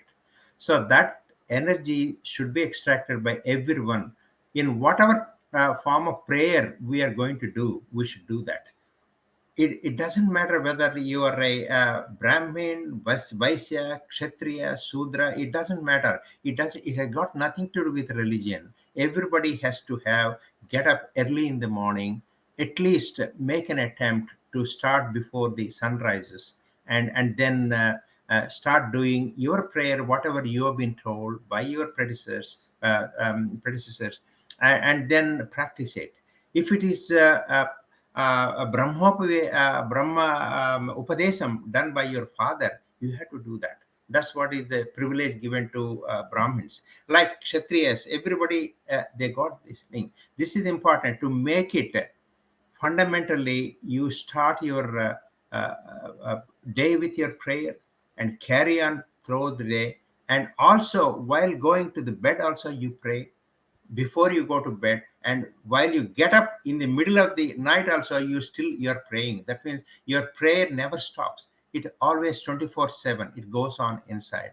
Thereby you generate the power out of you, and you can do anything. You get disconnected from your own body and say that, look, I'm not doing the universal power which is given to me. I obtained every day from the universe. I'm praying and I'm doing everything.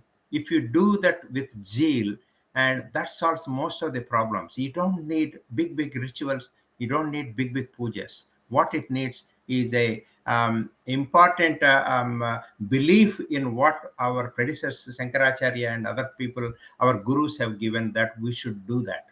We should do that as the first step and see. And the first question, what happens is the youngster will come, oh, what is there for me if I do it? I'm not getting anything physically. I'm not getting materialistically. That is the argument what all the parents are facing. So the answer to that question is, you need to start doing. Once you start doing, you realize that you are a different person. That is the message I give it to all youngsters, and I have been doing that for many years, and I can see the value of it, and I can share that this is the most powerful thing, to do nitya karma. Nitya karma is a part of the meditation or whatever you want to do in the morning. That's the first thing you need to start. Then once you got that, then you could go to the next step. The guru will come automatically to you, and then he will bless you with whatever is required to be done as the next step. That's what I would like to say today. Thank you, Dr. Sundaram Garu. Moving on, Dr. Challa Prasad Garu. Yeah, thank you, Andy. I think after these two elegant speakers, it is like, after Gilchrist is battered, I'm trying to go to the crease. I don't think how much I might be able to contribute. My take on this is like this. I find the current generation not realizing the importance of Sanathana Dharma, because somewhere along the line, we are at fault. We have not been able to inculcate those, Dharma principles very early on in life.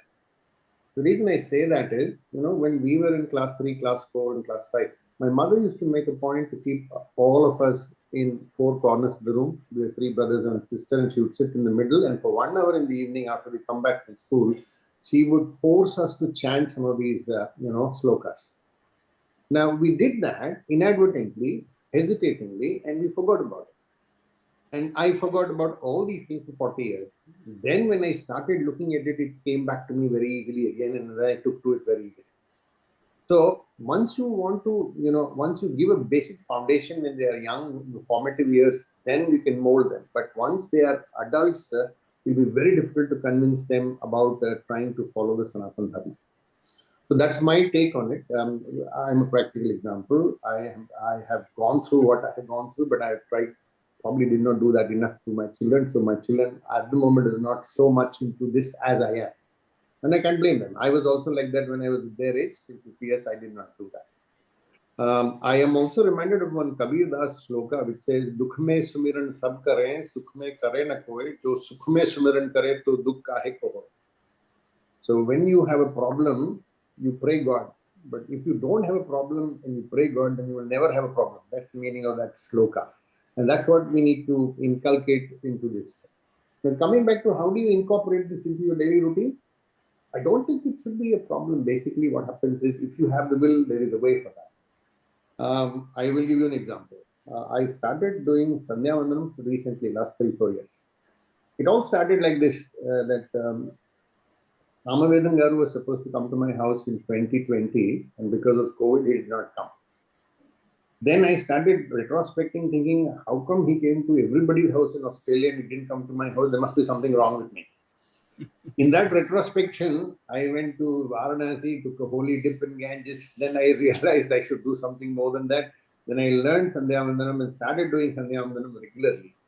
Then I realized that there is something more to it than all these things, and I started listening. I used to go for a walk every day. I still do 10,000 steps per day, and in one of those periods, I realized, what am I doing walking and just walking without anything? So I started listening to pravachanams, and that's when all these things came into me. I learned a lot of things from the pravachanams, and I realized that that's the best way forward. So in my daily walking, I listen to one pravachanam for 1 hour and come back. So I don't come back till I finish the pravachanam. That is one my incorporation into the. And as the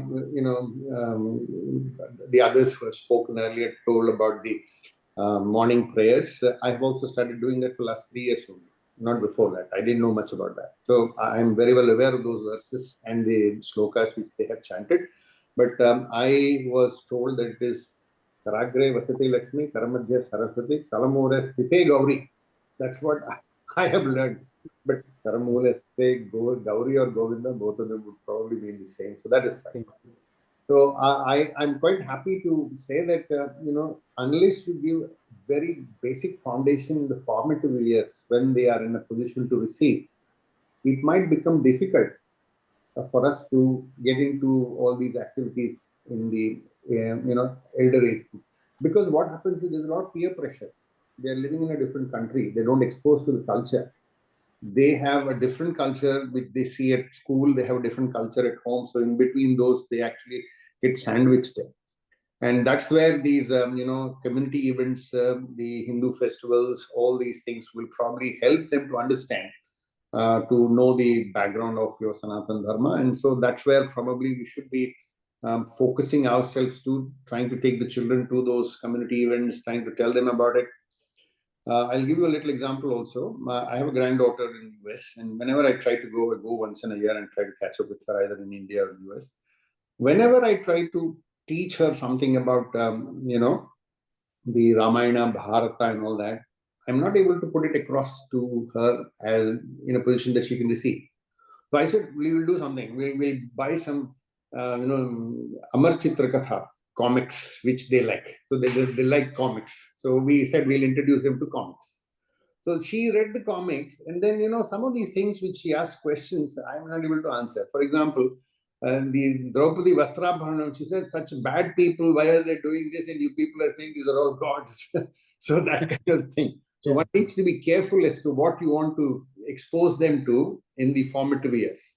They need to be given proper explanation. They have a lot of questions. Unfortunately, I am not able to answer all their questions. And so probably I need to grow to this stage wherein I am in a position to answer their question to their liking and also to their understanding. And that's where our effort should be. We may be knowing enough, but if you're not able to impart this knowledge to those people, then we will still fail to achieve what we want to achieve. With that, I will have to. Thank you, Prasad Garu. You brought up an excellent point, actually. 2 points I would say. One, there are slight variations in terms of what we have learned in our own formative years. Like literally, there's a word like Govinda, and then you learned as Gauri. There are some minor variations, but the ultimate deeper meaning, like Parabrahma is the one which you are calling either as a Govinda or as a Gauri, is still the same. But as long as that message is there and understanding, we do not really have to worry about it.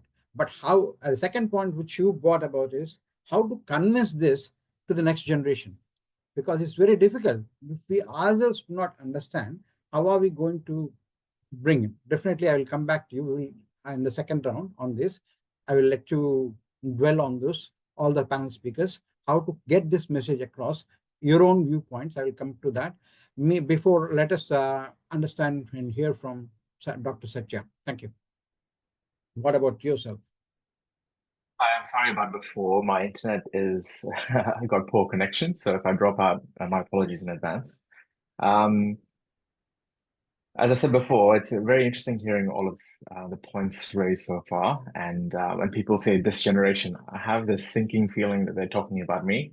And then, of course, people younger than me. So I will take on the points that people are saying and do my best to maybe give the perspective that perhaps people are seeking. I think the question that was posed was about what I think Sanatana Dharma is in terms of the value structure.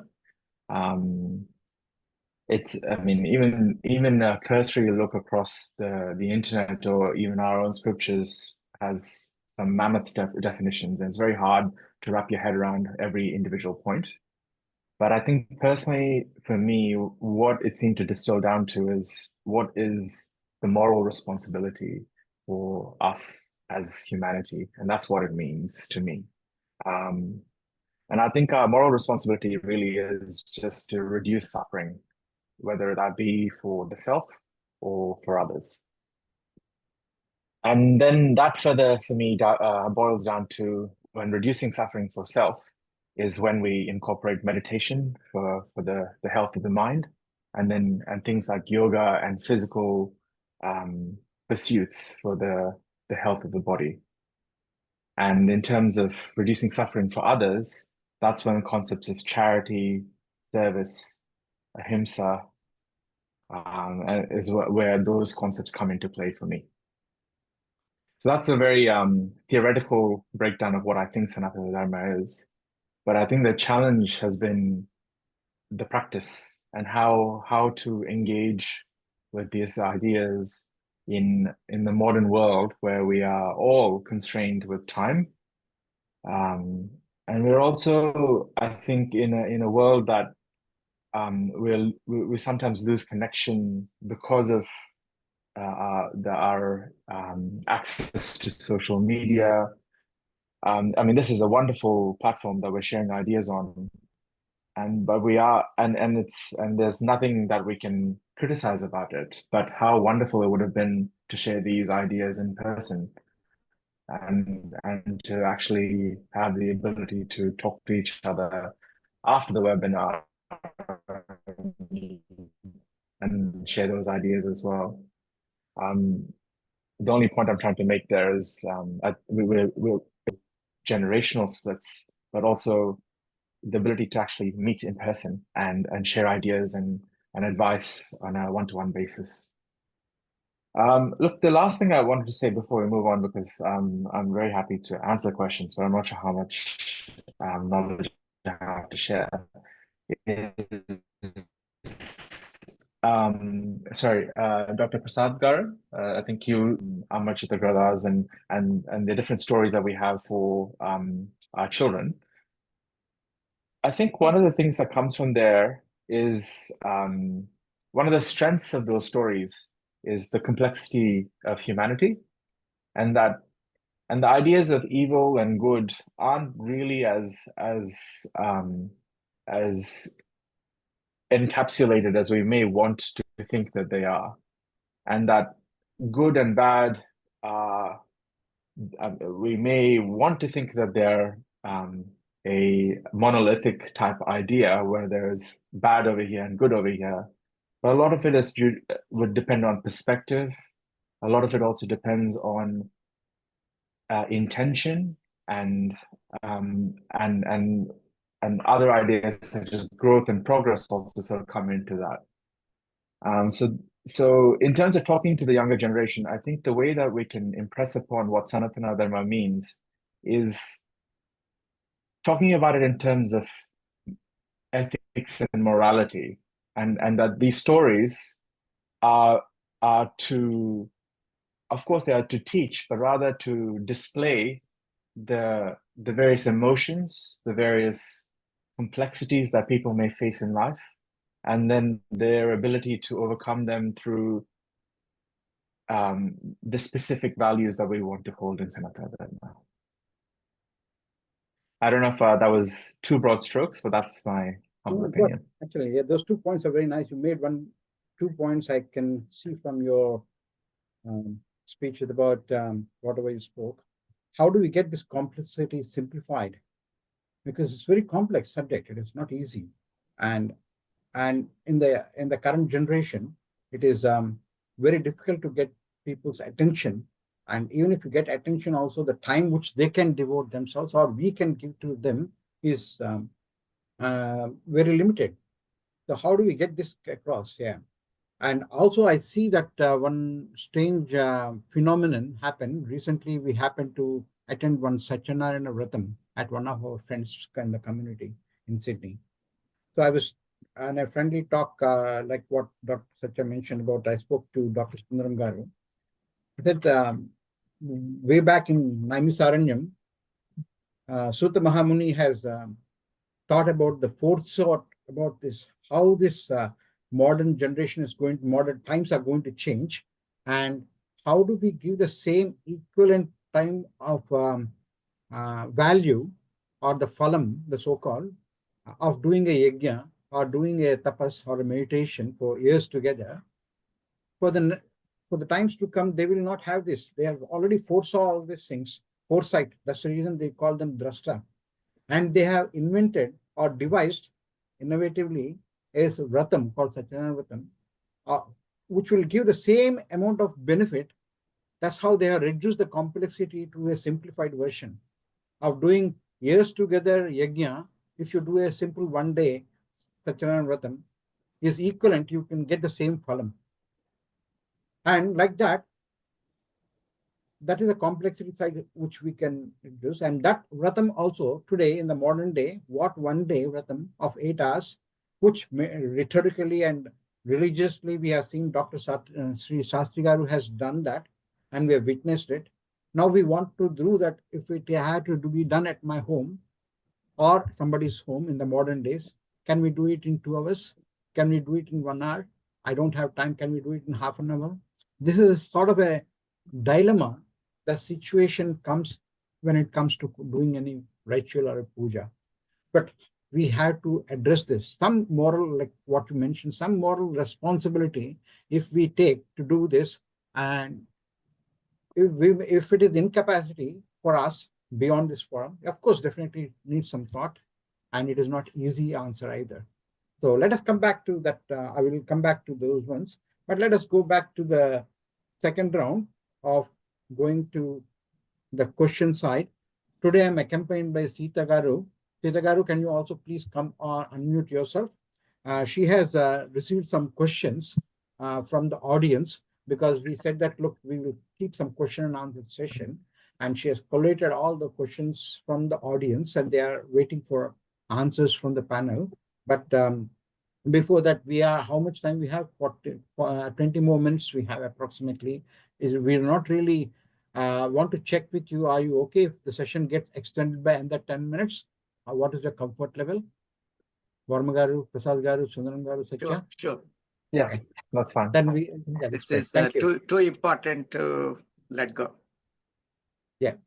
So going back to the third round, what I wanted to ask here, and then we have 15 minutes to ask those questions, is kindly take what in your own, because we are looking forward from your personal real life stories. That's the message. So how did you face any challenges, and has Sanatana Dharma values, have they expressed? Take 3 minutes for each of you and take one challenge. Obviously, there are quite a few challenges everybody would have faced. Take one challenge and how did you support it? Let us go back to Raghuvarma Garu to start with, and then we will circle back. Thank you. Yes, sure. I'll answer that question, but before that, I'll try to address a few other questions too. Like, how do we communicate to the current day generation? Because the question they'll ask is why? Why should I do this? And what is the result? Right? And it separates me, right? If you say Hindu religion, Sanathana Dharma, then I look different. Others are not following, so I look different. And also, like Satya Garu very nicely put it, there is nothing like absolutely good or bad. So if Sanatana Dharma is good, then something is bad. So how do we rationally explain to the kids? Before we can rationally explain to the younger generation, first of all, we have to be clear ourselves. What is Sanatana Dharma? In the name of Sanatana Dharma, what we know, most of us, could be doing a vrata, chanting, it could be Purusha Suktam, or chanting sutras and listening to pravachnas, which are all good. But is that the Sanatana Dharma? Is that just the tip of Sanatana Dharma? What is Dharma, right? So what I'm explaining now answers the question also what was just now raised. What is Dharma? What is yajna? Why should I do yajna, right? There's a fire and you put ghee and all that. You sit, chant some mantras. So why should I do that? What exactly is yajna? And it is fortunate that it is all explained in Bhagavad Gita so nicely and so much in detail. And it is unfortunate that most of us don't really read Bhagavad Gita to understand it. Most of us want to chant it away. So we don't have to learn Sanskritam or try to understand it. So it is there, but we even adults, we are not paying attention or trying to really go deep into what Gita is saying, what Upanishads are saying. So we don't have answers to give to our children. So the dharma, right? Purusharthas, dharma, artha, kama, moksha. First thing is dharma. What is dharma? That is the most important thing. The way of life by which every living being, the other living beings, your brothers, sisters, people who do not look like you, who look different, not even human beings, even the other beings, even the trees. So dharma is that way of life where every being, not just human beings, lives to their Satchidananda sthiti, Ananda. Everybody can share this. There is nothing like I gain, you lose. There is nothing to gain or lose, right? So dharma is that. Dhriyate anena iti dharma, right? Dharma is that. What is the dharma of a tree? To give shadow. It protects. Anybody who sits under the shadow, you get shadow. It doesn't see who it is, right? Similarly, we may not realize it is dharma of a human being to support yourself and to support others. We may not realize it, but we do this all the time. When you say, I'm doing a job, what are we doing? We are serving others. We may not realize it. We think, oh, I'm a doctor, I'm doing a surgery, I'm doing this. You're actually serving others. Similarly, whatever you're doing, we spend really very fraction of our time to really support this body. We don't need that much time or money. It is most of the time we are serving, we are sharing, but thinking I am doing it for me and it is all mine. But whatever be your thinking, you have to share with others. That is the very dharma of being human being, which animals and plants, it is easy for them. They do it naturally. For us, because we think it is difficult.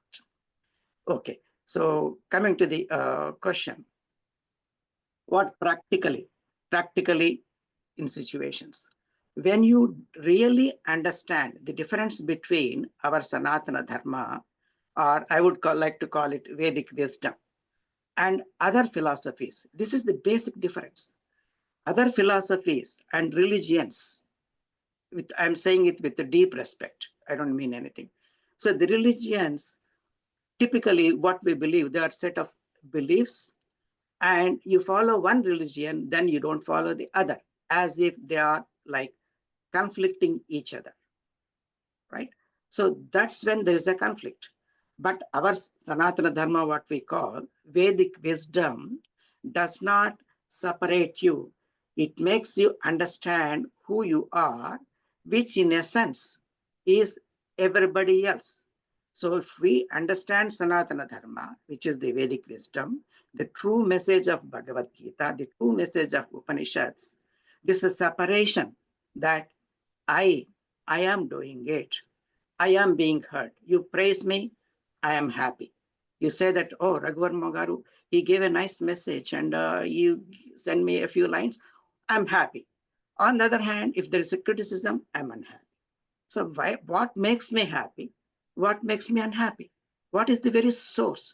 So the Sanatana Dharma, the Vedic wisdom, it goes into the roots of who you are. Why do you feel sad if you feel sad? Why do you feel happy? Are they different? So it goes to the very root. So when you actually face a conflict, like, since you put a question to me direct, how do you? That's how I do. That's why I'm so passionate about teaching and spreading this. We all go through difficulties. There is no exception. First of all, let me clear that. People may think, oh, that is, he knows Upanishads, he is teaching, or he's a guru. Probably he does not go through conflicts.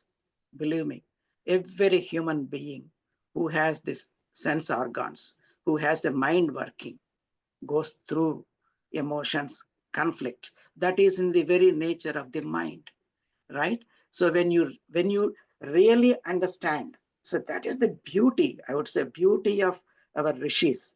They see, they have not formulated theories about who you are, actually what we are.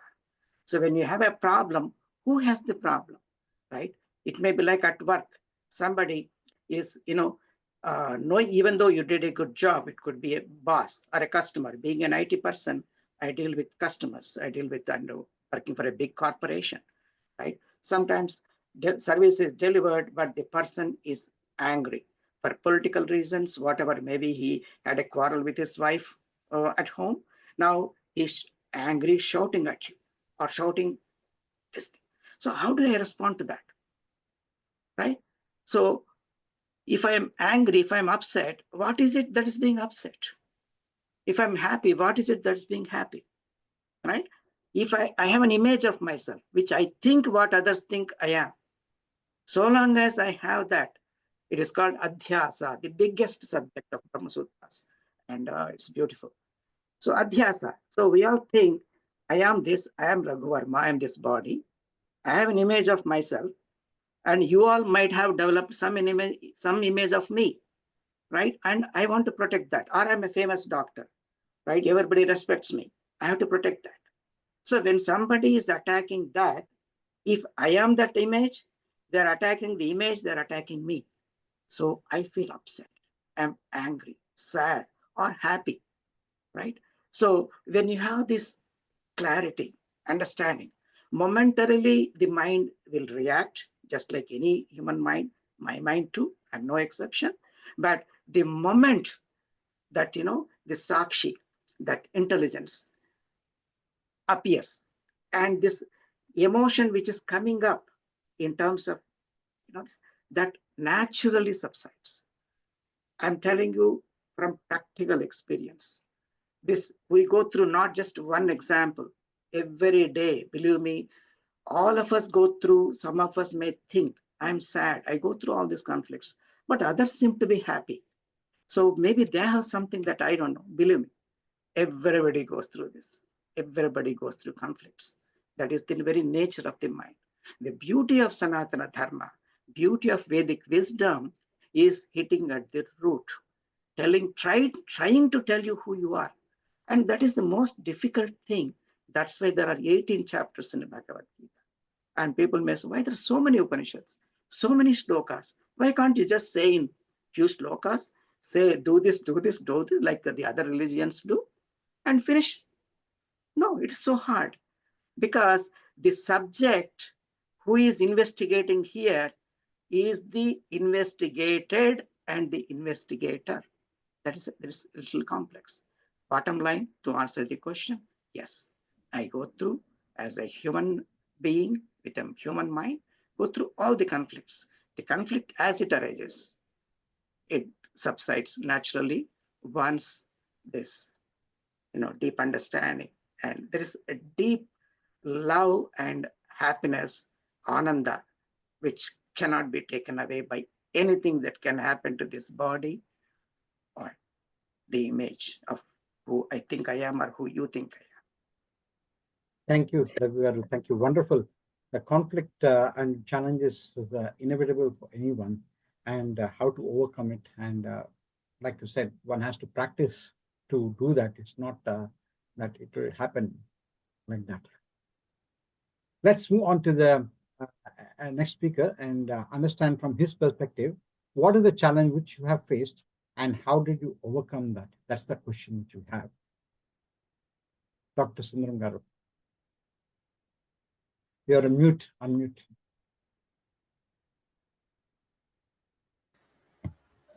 Thank you so much for this question. Already my predecessor has started the conversation on it. I don't want to go too deep into because in the view of the time and everything. The thing what made me the practice of daily Sanatana Dharma in my life has made me what? That's important to understand. My personal, you asked me what's your personal experience. Okay, first of all, it made me a more calm person. First thing. As my predecessor pointed out, when you realize what you are, automatically you'll become more calm. So automatically, when there is a reaction, there is opposite. Every reaction has an opposite reaction. The opposite reaction is the one which you can control very easily, and you can become very calm. You become rational in expressing yourself. So that's first thing that changed in my life. Okay. Second thing is, because I always feel when I am meditating and doing rituals, whatever they given by my guru or whatever it is, I'm practicing and trying to invent myself. I got the strength that I know that I'm not doing these activities when I go outside. So naturally, if I go into the intensive care unit, I have 150 nurses every day and about 20 doctors and about 40 patients in the ICU. It's a massive undertaking. So you can go very wrong every day, part of your life, and become a wreck, absolute wreck. So the power of practice, what I do, has made me a good administrator myself. So that means not that people, I don't need to demand respect, but automatically people respect me at the work. So they like me. They like to talk to me. That's the thing which I found that it's very interesting. When I changed my behavior at home, everything changes outside. The third thing is I could manage people very well. So the reason why I said that, I have done Kailas Yatra 4 times, and I managed most toughest terrains with 20 people each, and very calmly I conducted as a team leader. And then I realized that I haven't done this somebody has done for me, so I'm able to reach this. I'm sure if you practice some sort of principle in your life and what meditation you were taught, you would be able to do the same thing. This is the thing which I wanted to give a message. The fourth thing is, over a period of years of practice, now I come to the realization I'm not this body. I'm not this body. Definitely, that is on my card. For this life, I'm sure I'm going to realize by end of this life, I'm not this body. Maybe in my next life, I'll go to the next step. So this is what I've been trying to achieve. Okay, so it is a process which gives you self-realization, and it gives you what you are. As my predecessor pointed out, it makes you realize you're not the body, you are a different person than to this external world, and you will be much more successful in your career. Whatever you do, you'll do with happiness. So this is why it's important, daily ritual, daily meditation. Start with something very basic, and it will take you to the higher level. That's my experience. Thank you, Sundaram Garu. Thank you. Wonderful. Well jotted down, crisp and short. And how to, what the challenges, whatever you're facing. And I'm across with what you have done, although I have not participated in the events which you have taken for the Kailash Yatra, but it gives a perspective of what the Sanatana Dharma gives this moral and physical strength, both in terms of that. So wonderful, brought it together. Let's move on to the next speaker, Mr. Prasad, Dr. Prasad Garu. Your perspective, what was your top challenge, and which you think of, and which could benefit others, the benefit, whatever, how did you overcome with the Sanatana Dharma values? Thank you. First of all, I must say that I'm still not at the place where I think this is not me or my body. Because every day when you get aches and pains, you think it is your body.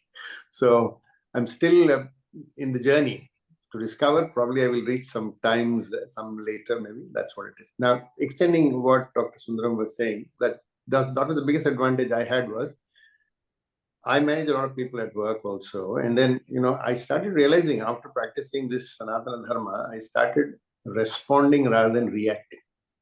That's the first step I learned, was that somebody comes to you with some problem, there's no need to react immediately. Just wait, take the other perspective, just wait, then think about it, and then you can respond. And that has helped me. In fact, one of my assessments for the year, one of the directors who was assessing me, he said that when he joined here, he used to react. Now he's responding. So that's a good change, he said. And that's how I learned this word from them. So I'm sure people have noticed the perception change. The second thing is you start becoming a different person. You start put things in a different perspective. For example, 10 years back or 12 years back, when my consultant used to call me and say, oh, my children are sick, I can't come for work, I used to get very upset. Who's going to do the outpatient? Who's going to do this? Who's going to do that? Then in this 10 years, what has happened is my daughter started doing a job, and then she had the same challenges at work, that, her daughter was sick and she was not getting a leave, and then she was cursing a boss. Then I thought they must be doing the same thing to me. So that made me realize that these are all things which you cannot help but to help them. Then I said, if somebody calls me today and says, my daughter is sick, I cannot come to her. I said, thank you, please look after yourself. And people do notice that change, and that has come about because of the personal experiences and all that. And this has been helped by Sanatana Dharma, of course. There are a lot of challenges still we face every day. I have still not overcome any of those challenges. I'm still fighting those challenges, but I'm confident I will be able to, work with them because of the inner strength I have got from practicing whatever I have been doing. And I think the biggest blessing to this generation, which they probably don't realize, is the pravachanas. All these pravachanas, people above 50 years are listening, but I think these should be taught to people who are around 20 years of age. See, because we have to inculcate these kind of things into their minds about, what is our culture, what is the dharma, artha, kama, moksha, and all that stuff. And, every time there's nothing wrong in aspiring for something, but it has to be tied to dharma. That's what the whole principle is, basically. You can do whatever you in the realms of dharma, and then that is accepted. So those kind of things we practice.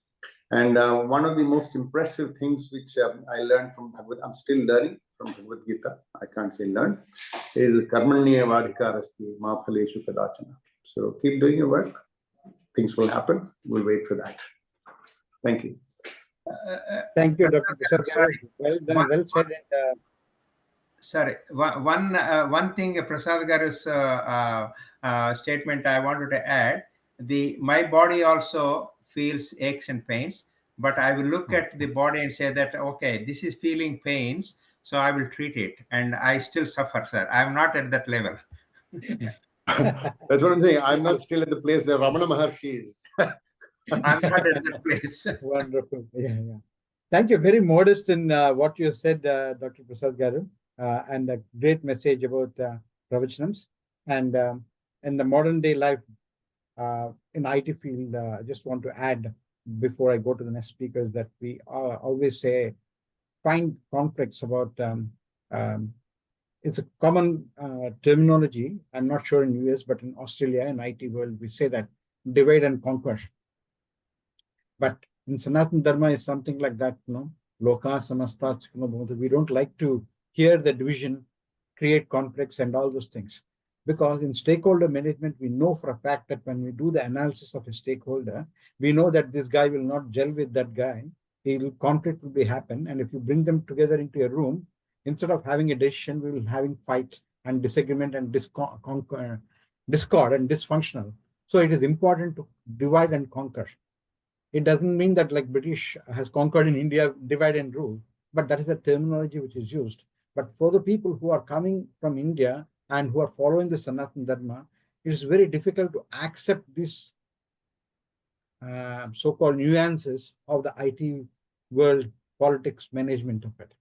But that is one side. I'll park it aside in the interest of the time. Let us move on to Dr. Satya and see that so far, what was the challenge so far you have faced?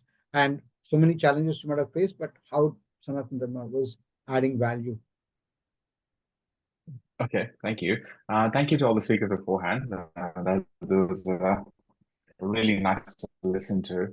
So I hope I can do this some justice. So challenges, look, there are many personal and professional challenges that I faced, which I don't want to specifically go into, but the way in which Sanatana Dharma helped me overcome it, I can certainly say simple habitual things like attempting to say the Gayatri Mantra in the morning, attempting to light a diya in the morning has helped and starting the day off positively, but is that the way that I've accessed Sanatana Dharma is that it's not punitive, and failing to do this particular ritual does not mean that I can't re-access it the following day. And I think that's really important for people of my generation to know, that not being able to do it in a period of time of your life does not mean that you cannot access it again when you have the ability to manage and do it again. And I think that's really important to know. The second thing I wanted to say was that Sanatana Dharma talks, at least in my limited understanding, that there are many planes that we can discuss, be it intellectual, emotional, the physical or the spiritual. And the way we want to access this can be very personal. We may have very personal interests and personal journeys that we wish to access Sanatana Dharma. And Dr. Prasad Garu, I completely agree that Pravachana, I think, is excellent for someone in our age. I think they're essentially the podcasts of yesteryears.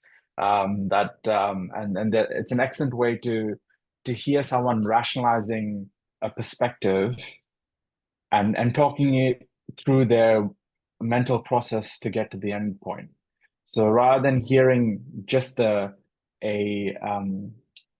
directive to say you must do this, which I don't think many people like hearing in their life, but the process in this is why we do it, this is the benefit that I have received from it, these are the challenges that we could experience from it, and it's okay if you can't do it.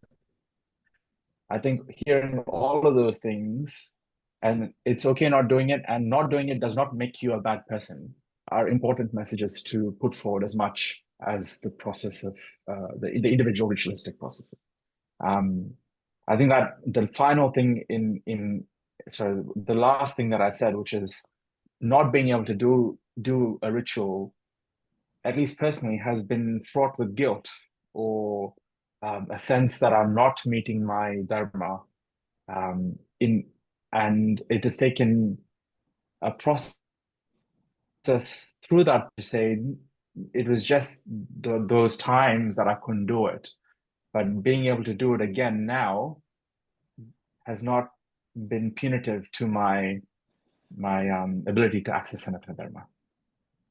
Well said. Sorry, It's just that if one day, if you miss out on a particular day, it doesn't mean that there is a punishment coming through as a punitive measure of that kind. It's not like somebody not able to go to a religious place on a particular day. It doesn't mean that there's a penalty for it or anything of that kind. A good point. Now, in the interest of the time, I would request Sita Garu to come up with share the questions to the panel, whatever you got. Sita Garu, are you on the line? Sita Garu? Hare Krishna ఉన్నానండి ఒక్క నిమిషం Then you come on the line and share నమస్కారం the question. Either you can type, copy and paste in the chat window, or you can read it out either. And Yes. any of the panel members who wants to answer those questions, please raise your hand and we can unmute and speak.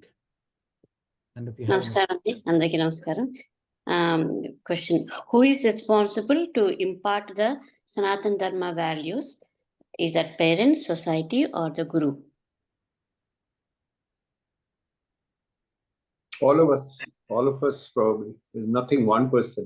I think everybody should be responsible to do that partitioning or transforming the current generation to expose them to Sanatana Dharma or the culture.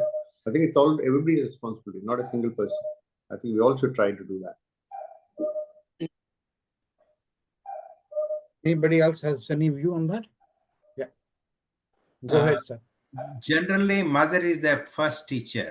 So it starts with mother and it goes to the other part of the family and also the guru and every one of us, as rightly pointed out.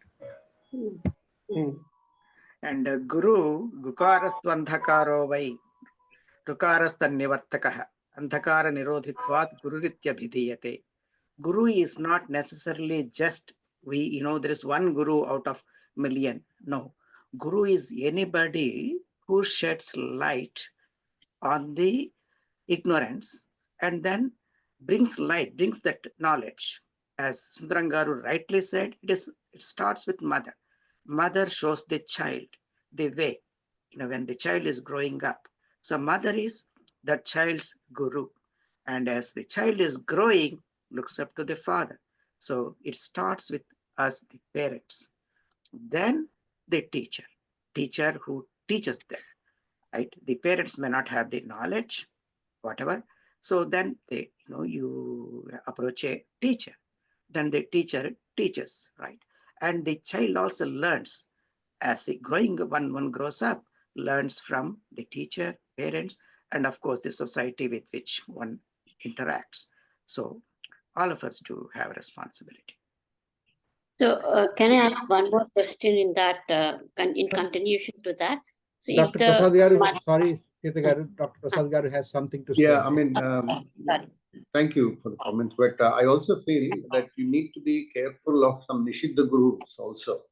For example, these days, the recent movie Ramayana, which was released, it was such a poor reflection of what Ramayana is actually, and that is what the current generation is actually seeing. So these are all Nishiddha gurus. We should be more inclined towards the Vachaka guru, Bodhaka guru, and then Suddha gurus rather than the Nishiddha gurus. That's what I want to say. So that's why I said this shloka. By definition, they are not gurus. Andhakara nirodhitvat gururithyabhidiyate. So one who removes the darkness of ignorance is the guru. One who causes darkness, by definition, is out. He's not a guru. Excellent. Do you have anything to add, Dr. Satya, or shall we move on to the next question? Yeah. Sita Garu, go ahead. In a previous question, I just wanted to ask if mother herself have realized it very late and mother is not realized but not capable of teaching the child and the child is grown up already, what is the solution? I mean, I'm not telling how should we deal with such situations? And I Great think point. mostly that's Great the point. Yeah. situation. Excellent. Great point. Yeah. See, thing is, if you look at Prahalada's case, mother was not the guru there. Prahalada learned things in the womb through Narada. So basically, you don't have to have, if, I mean, I'll go one step further. People might not agree on this matter.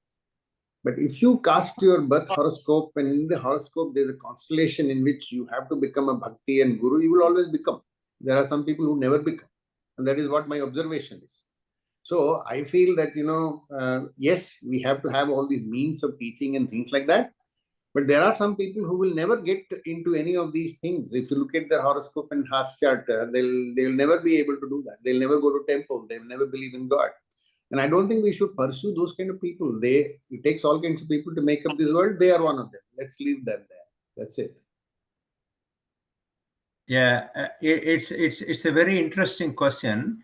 If mother is not educated enough to give a direction to the child right from the childhood, the child itself or herself or himself will find a proper mother. They will grab someone in community and they'll be attracted. You might see some of the families, my daughter is attached to the auntie very much. That's what they say, because they get attracted.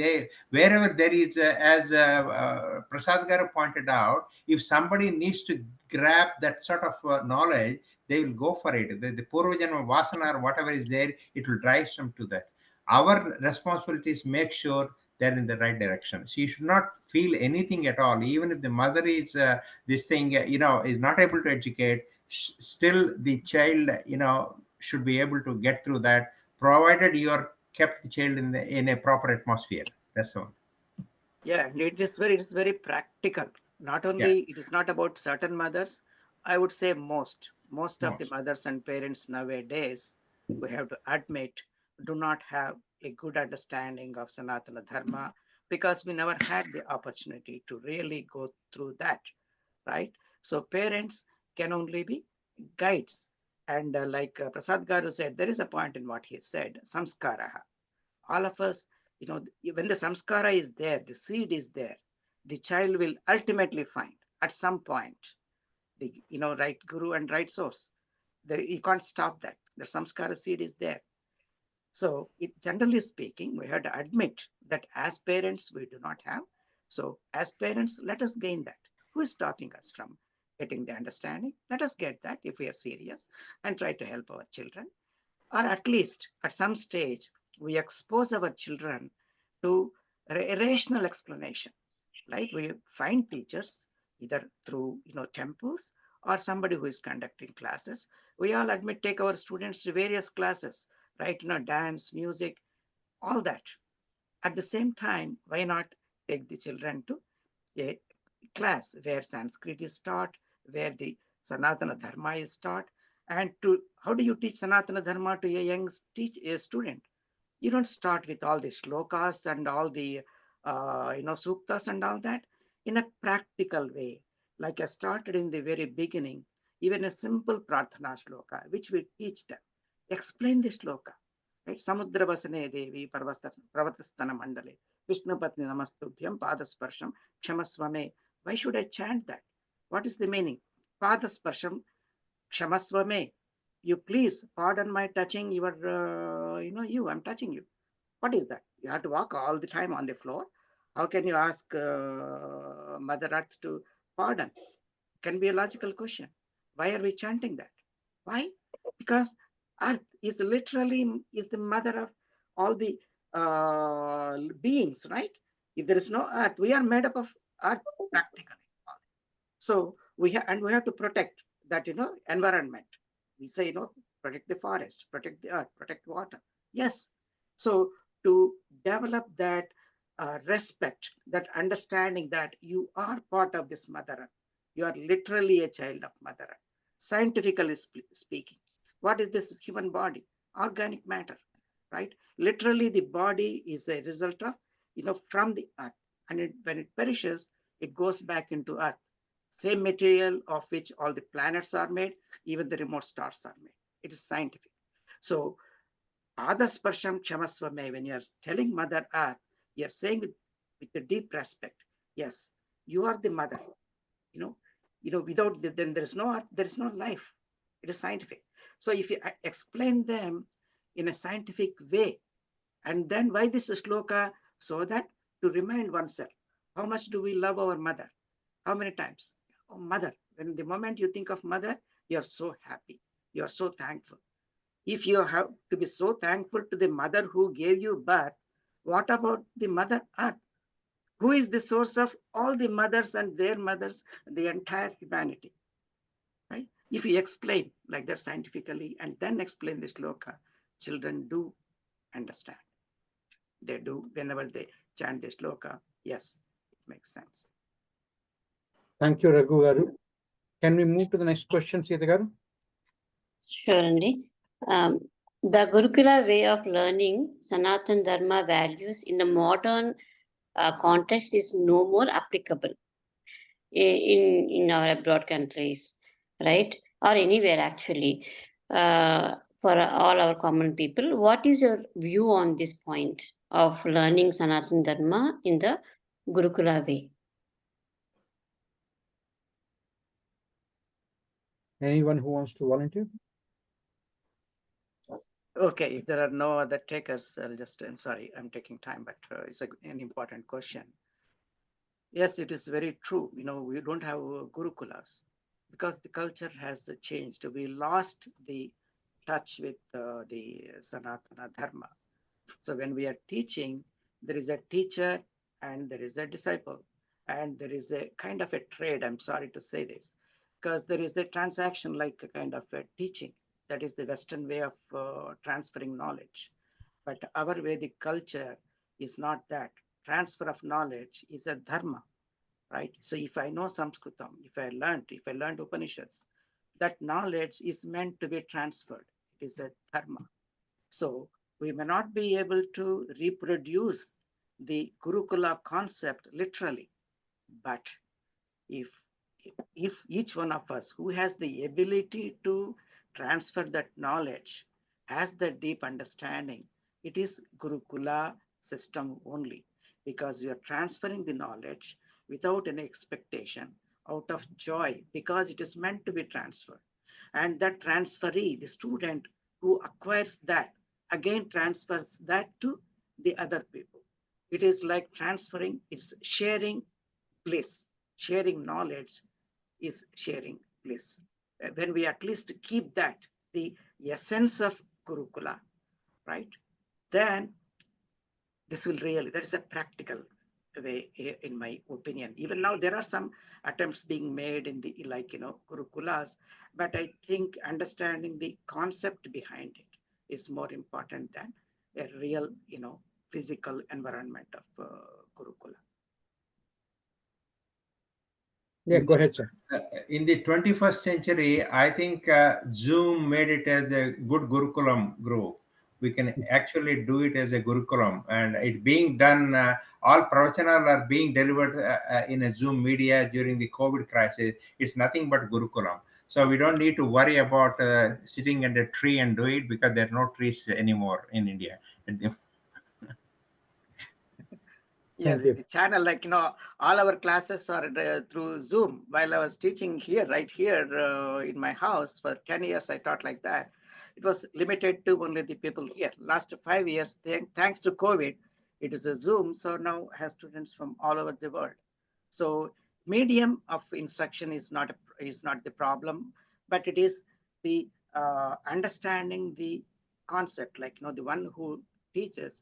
If he teaches out of passion, out of this clarity that knowledge is meant for transferring, that is the ananda, then medium doesn't matter. Like, of course, like we have all the technological solutions, but it is the right teacher, right teaching mode and motive, the passion to transfer knowledge. Satya Garu, do you have any, how much time we are having, sir? Do you have any more questions, Sita Garu? I can, one more question, quick one.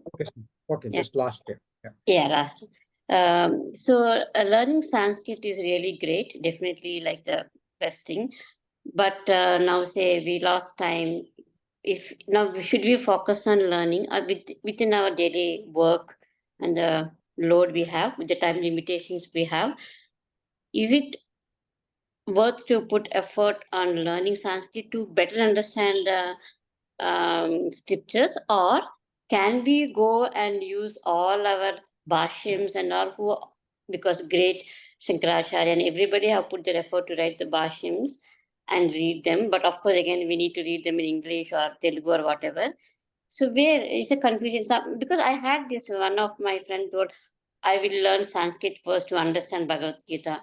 But then my logic is somebody has done all that job for you. Can we read and start including in our life that those knowledge in our day-to-day life? I'm not against learning Sanskrit. I really love, and I always feel maybe how many janma I have to take to learn Sanskrit. But with the given my few years of life now, how should we like deal with these things? And on top of it, the next question is like in continuation, there are a lot of schools of thoughts, lots of bhashyams. Can we just stick to one instead of getting confused, or like is ocean of knowledge there? The excellent questions, definitely. Let us hear brief in the interest of the time, and definitely we will request them to provide some answers in email or something, which we can pass it on to you all, because I see Venkataraman Garu also has that question. She has raised his hand. Just to let us be as brief as we can in the interest of time. Thank you. Anyone who wants to volunteer in brief to answer that? Yeah, Satya, Dr. Satya. Can I just say something from, I think from my position as a very unlearned person on this panel, my opinion is we can only start from where we are. So wherever you are, in whatever knowledge you have at this point in time, that's the only point where you can start from. And so from that, to answer the question, I think if you have a passion and interest in learning Sanskrit, then that sounds like an excellent avenue to explore that interest. But if your intention is to learn the meaning or the practical ways to apply Sanatana Dharma in your life, then identifying that is more important than necessarily learning Sanskrit for that individual. Now, the only other thing I'll say to that is I think we have a very rich, diverse, deep, with an extreme breadth of culture and knowledge.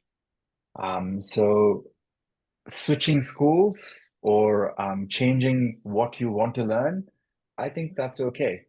I think based on your interest in time, learning what interests you is more meaningful than sticking to a rigorous path. But then again, I am only offering my opinion. Thank you. Thank you. Anybody wants to add something to it? Yeah, Or shall we Satya Garu made a nice Go point. ahead. Actually, last 20 years, it has been my personal yajna or whatever it is. I have taken up this as a task is to teach Sanskritam and disseminate the knowledge of Upanishads and Bhagavad Gita through Sanskrit. So I have dealt with various students, various background students, join, drop out, question, why should I learn Sanskritam? So this has been a subject I've been dealing with night and day last 20 years. So let me try to answer a few quickly as possible. Number one, like Satya Garu said, it is very true. If you really want to learn Sanskritam, age, type are no constraints. People have this misunderstanding that learning Sanskritam is difficult. Believe me, I'm telling you as a Sanskrit teacher, 20 years, it is the easiest of the languages. Why?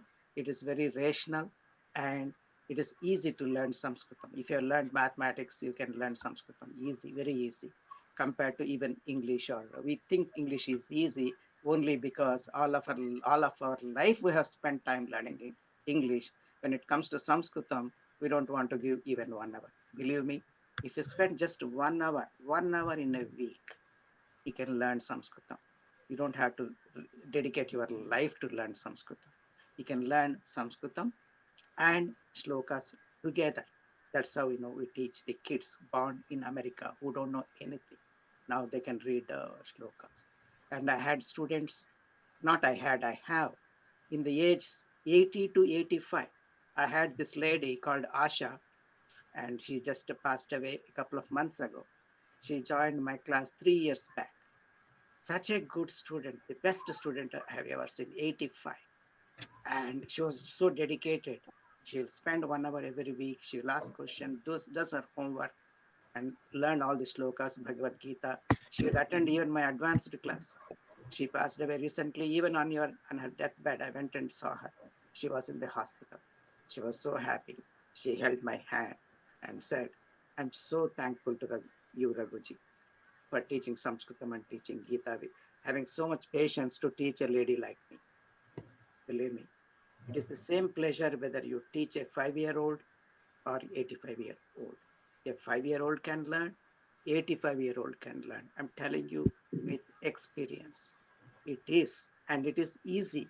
The biggest misunderstanding most of us adults have is this: Sanskritam is difficult to learn, number one. Number two, it is not necessary to learn. No, if you want to really understand, like I just gave, even to understand a simple sloka, you need basic Sanskritam, which is not difficult. So you are not at odds, and it doesn't take away your lifetime to learn Sanskritam. Believe me, it is easy and it is necessary only because you can't get the complete, the true meaning, and you cannot translate in other languages. As an example, Akasha. Akasha, how do you translate? Sky. It is not sky. It is a space, unlimited space without bounds is Akasha, right? If you read, most of us, if you read the translation, you'll think it is sky, space. So even the basics, Atman, what is Atman? Soul. It is, Atman is Paramatma. So I know there is a lack of time, so I'm giving you simple examples. So if you don't know at least the basic Sanskritam, which is easy to acquire, it is not that there is a big conflict here. It is not. It is assumed conflict. It is assumed complexity. It is easy to learn. And in my opinion, if you are serious to learn in the sense really know what the shloka means, what even bhashyam, which bhashyams?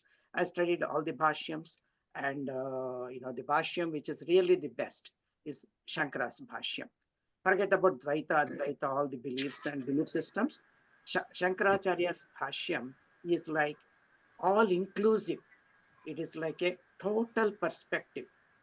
So before Shankaracharya, there were really different interpretations conflicting with one another.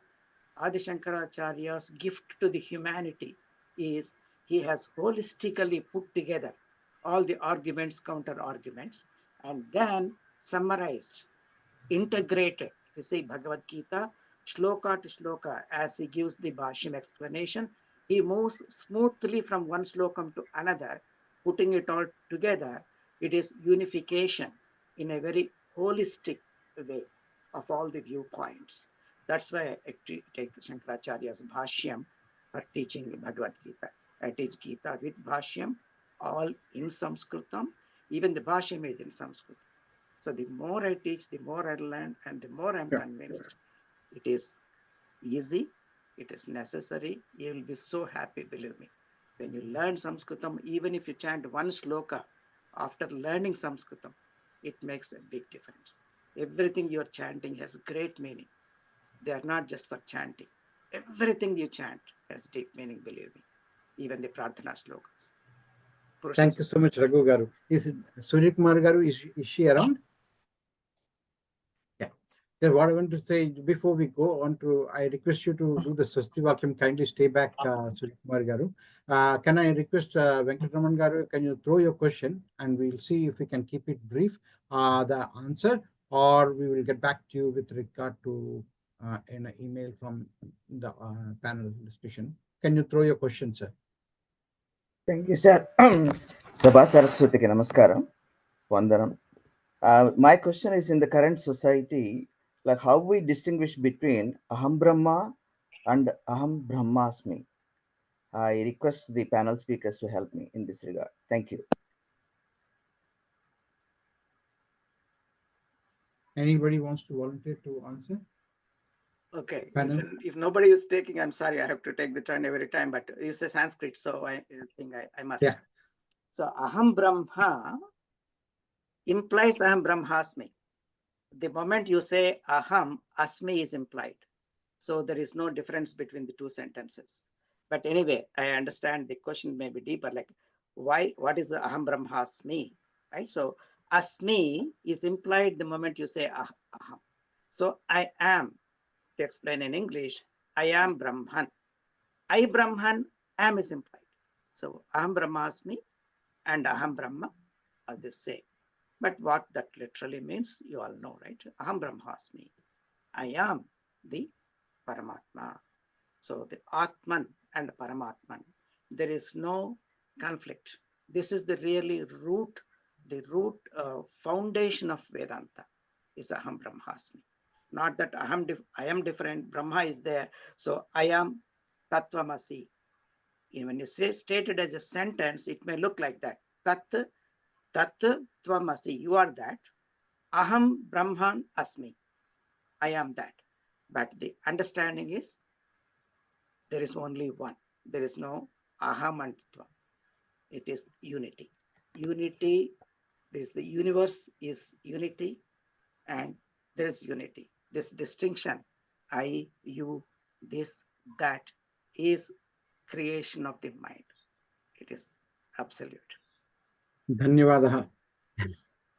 Thank you so much, Andy. In the interest of time, we are extremely fortunate, firstly, that we had this privilege to have Sri Raghu Garu, who's an expert, knowledge, philosopher, and teacher in Sanskrit with us, and Dr. Sundaram Garu, and Dr. Prasad Garu, and Dr. Satya, all three of you in your own profession, the knowledge and the message that this particular session we have brought with the first of the kind, this Kanchi Kamakoti Seva Foundation, ANZ region has brought this for. And I would like to acknowledge our Puja Acharya's Sri Shankara Vidyan Saraswati Garu's vision. We are trying to make it happen, and that is to come to the community a message and bring this value to the next generation. That is the objective of this. And I'm sure this recording will be shared with everyone, and the viewers and the people who hear to this message will have significant value, I can assure you on that. And looking forward for your contribution ongoing in future as well. And as Dr. Sundaram Garu has mentioned, this is only first of the kind we are going to have in 2025. Now I request Dr. Sri Satya Garu to come back and tell the events which we are going to short interest, and then followed by Swasti Vakyam by Suryakumar Garu. Dr. Sundaram Garu, please go ahead. Nothing. Because this program is run from this land of Australia, I think I'm not sure whether we have acknowledged the traditional owners of this land. You did in the first in the start of the program. Sorry, I did miss that properly. Yeah, okay. Yeah, we did. And also the contribution of the next generation who has created this logo as well. Krishna has a young boy has created the logo for KKSF ANZ as well. We acknowledge that. Thank you, Dr. Garu. Satya Garu, would you like to tell what we are going to do briefly, and then we will do the Swasti Vakyam? I have to leave, unfortunately, sir. Namaste, everyone. Yeah. Namaste. Thank you. Satya Garu. Thank you, Srinivas Garu. The next activity is from New South Wales, Kriti Bharat and Sahitya Bharat Garu. Are you there? They are not here, I suppose. Can we have the event, what we are doing? Okay. So the next thing is we'll be announcing the planned events for 2025. And before that, I just want to brief on the highlights and special acknowledgements to the guests, the scholars who joined us today. I extend my heartfelt gratitude to our esteemed Sanskrit scholars, doctors, including Raghu Varma Garu, Dr. Sundaram Garu, and Dr. Prasad Garu, and also Dr. Satyavarnasi Garu for their enlightening messages and their disclosures on these teachings of our predecessors and gurus, including Adi Shankaracharya, inspires us to uphold and pass on the values of Sanatana Dharma. And I'll just take a quick 30-second time to highlight the messages they have shared with us. One is the importance of starting our Nitya Karmas, our daily spiritual practices to align ourselves with dharmic principles, guiding the current generation to discover the relevance and value of Sanatana Dharma in all our lives, and how parents play a very important role in molding children at a younger age, fostering dharmic values and discipline, and encouragement for deep learning of epics like Ramayana and Mahabharata to convey their profound meaning to the future generations, and also emphasis on our moral responsibility to engage in charity, meditation for mental well-being, and yoga for physical health, and overcoming challenges through self-reflection and realization of our true selves, learning to control reactions to materialistic situations by focusing on responding thoughtfully rather than reacting impulsively. So, sir, I want to reiterate that all your personal experiences shared with us today emphasizes a journey towards inner peace and spiritual goals. Thank you again, sir. So, with respect to our reflections on 2025 plans, as we conclude today's program, I would like to take a moment to share an overview of our plans for the upcoming year. This includes chanting of bhajans and slokas, singing slokas that revere our great gurus, and paying our respects to the deities and the profound teachings of acharyas. This will follow the same pattern as we followed in the year 2024. And through these gatherings, we continue to tread the sacred path illuminated by His Holiness Sri Shankar Vijayendra Saraswati Swami, ensuring that the values of Sanatana Dharma are installed in future generations and celebrate with collective enthusiasm, sir. And what we are planning to do in the next year is we are planning to have one event every month, just like we had in 2024. We'll publish the calendar very soon in the next few weeks, probably early Jan, before we are all back from the vacation. And we'll have events that cover Mahasankranti, Makar Sankranti, Mahashivratri, Ugadi, Sri Ramnavami, Shankara Jayanti, Guru Purnima, Janmashtami, Ganesh Chaturthi, Durgastami and Navratri, Deepavali, and again Kartik Masam. So we'll cover around 10 or 11 programs next year also. And we'll publish the event list soon. And each of these events definitely will be an opportunity to come together as a team, learn and celebrate our shared dharmic heritage. And our goal is to ensure that these programs continue to foster a deep connection to our culture and inspire everyone, and especially our younger generations. And we strongly encourage participation from everyone. And we invite all of you to join hands and participate in these celebrations with the same enthusiasm and dedication as always. And together we can make 2025 a year filled with the devotion, learning, and community spirit. And thank you, everyone, and we look forward to your invaluable support and participation in these events. And let us continue to walk this sacred path, united in our reverence for Dharma and the vision for our Acharya. In the vision of our Acharya. I'll give it over to Srinivas Varnasi Garu to conclude. Thank you, sir. Thank you very much. Well said. And as we conclude this session with Swasti Vakyam, request Srimati Suryakumari Garu to do the Satya Vakyams. Swasti. प्रजाभ्यः परिपालयन्तां न्यायेन मार्गेण महिष महिषाः गोब्राह्मणेभ्यः शुभमस्तु नित्यं लोकाः समस्ताः सुखिनो भवन्तु असतो मा सद्गमय तमसो मा ज्योतिर्गमय मृत्योर्मा अमृतङ्गमय ॐ शान्ति शान्ति शान्तिः Om Purnamada Purnamidam Purnat Purnamudachyate Purnasya Purnamadaya Purnamevavasishyate. Om Shanti Shanti Shanti. Om Shri Namaha Harihi Om. Hari. Dhanyavadam. Thanks everyone for joining, and we declare this meeting is concluded now. Thank you everyone. Namaste. Thank you. Thank you all. Namaste.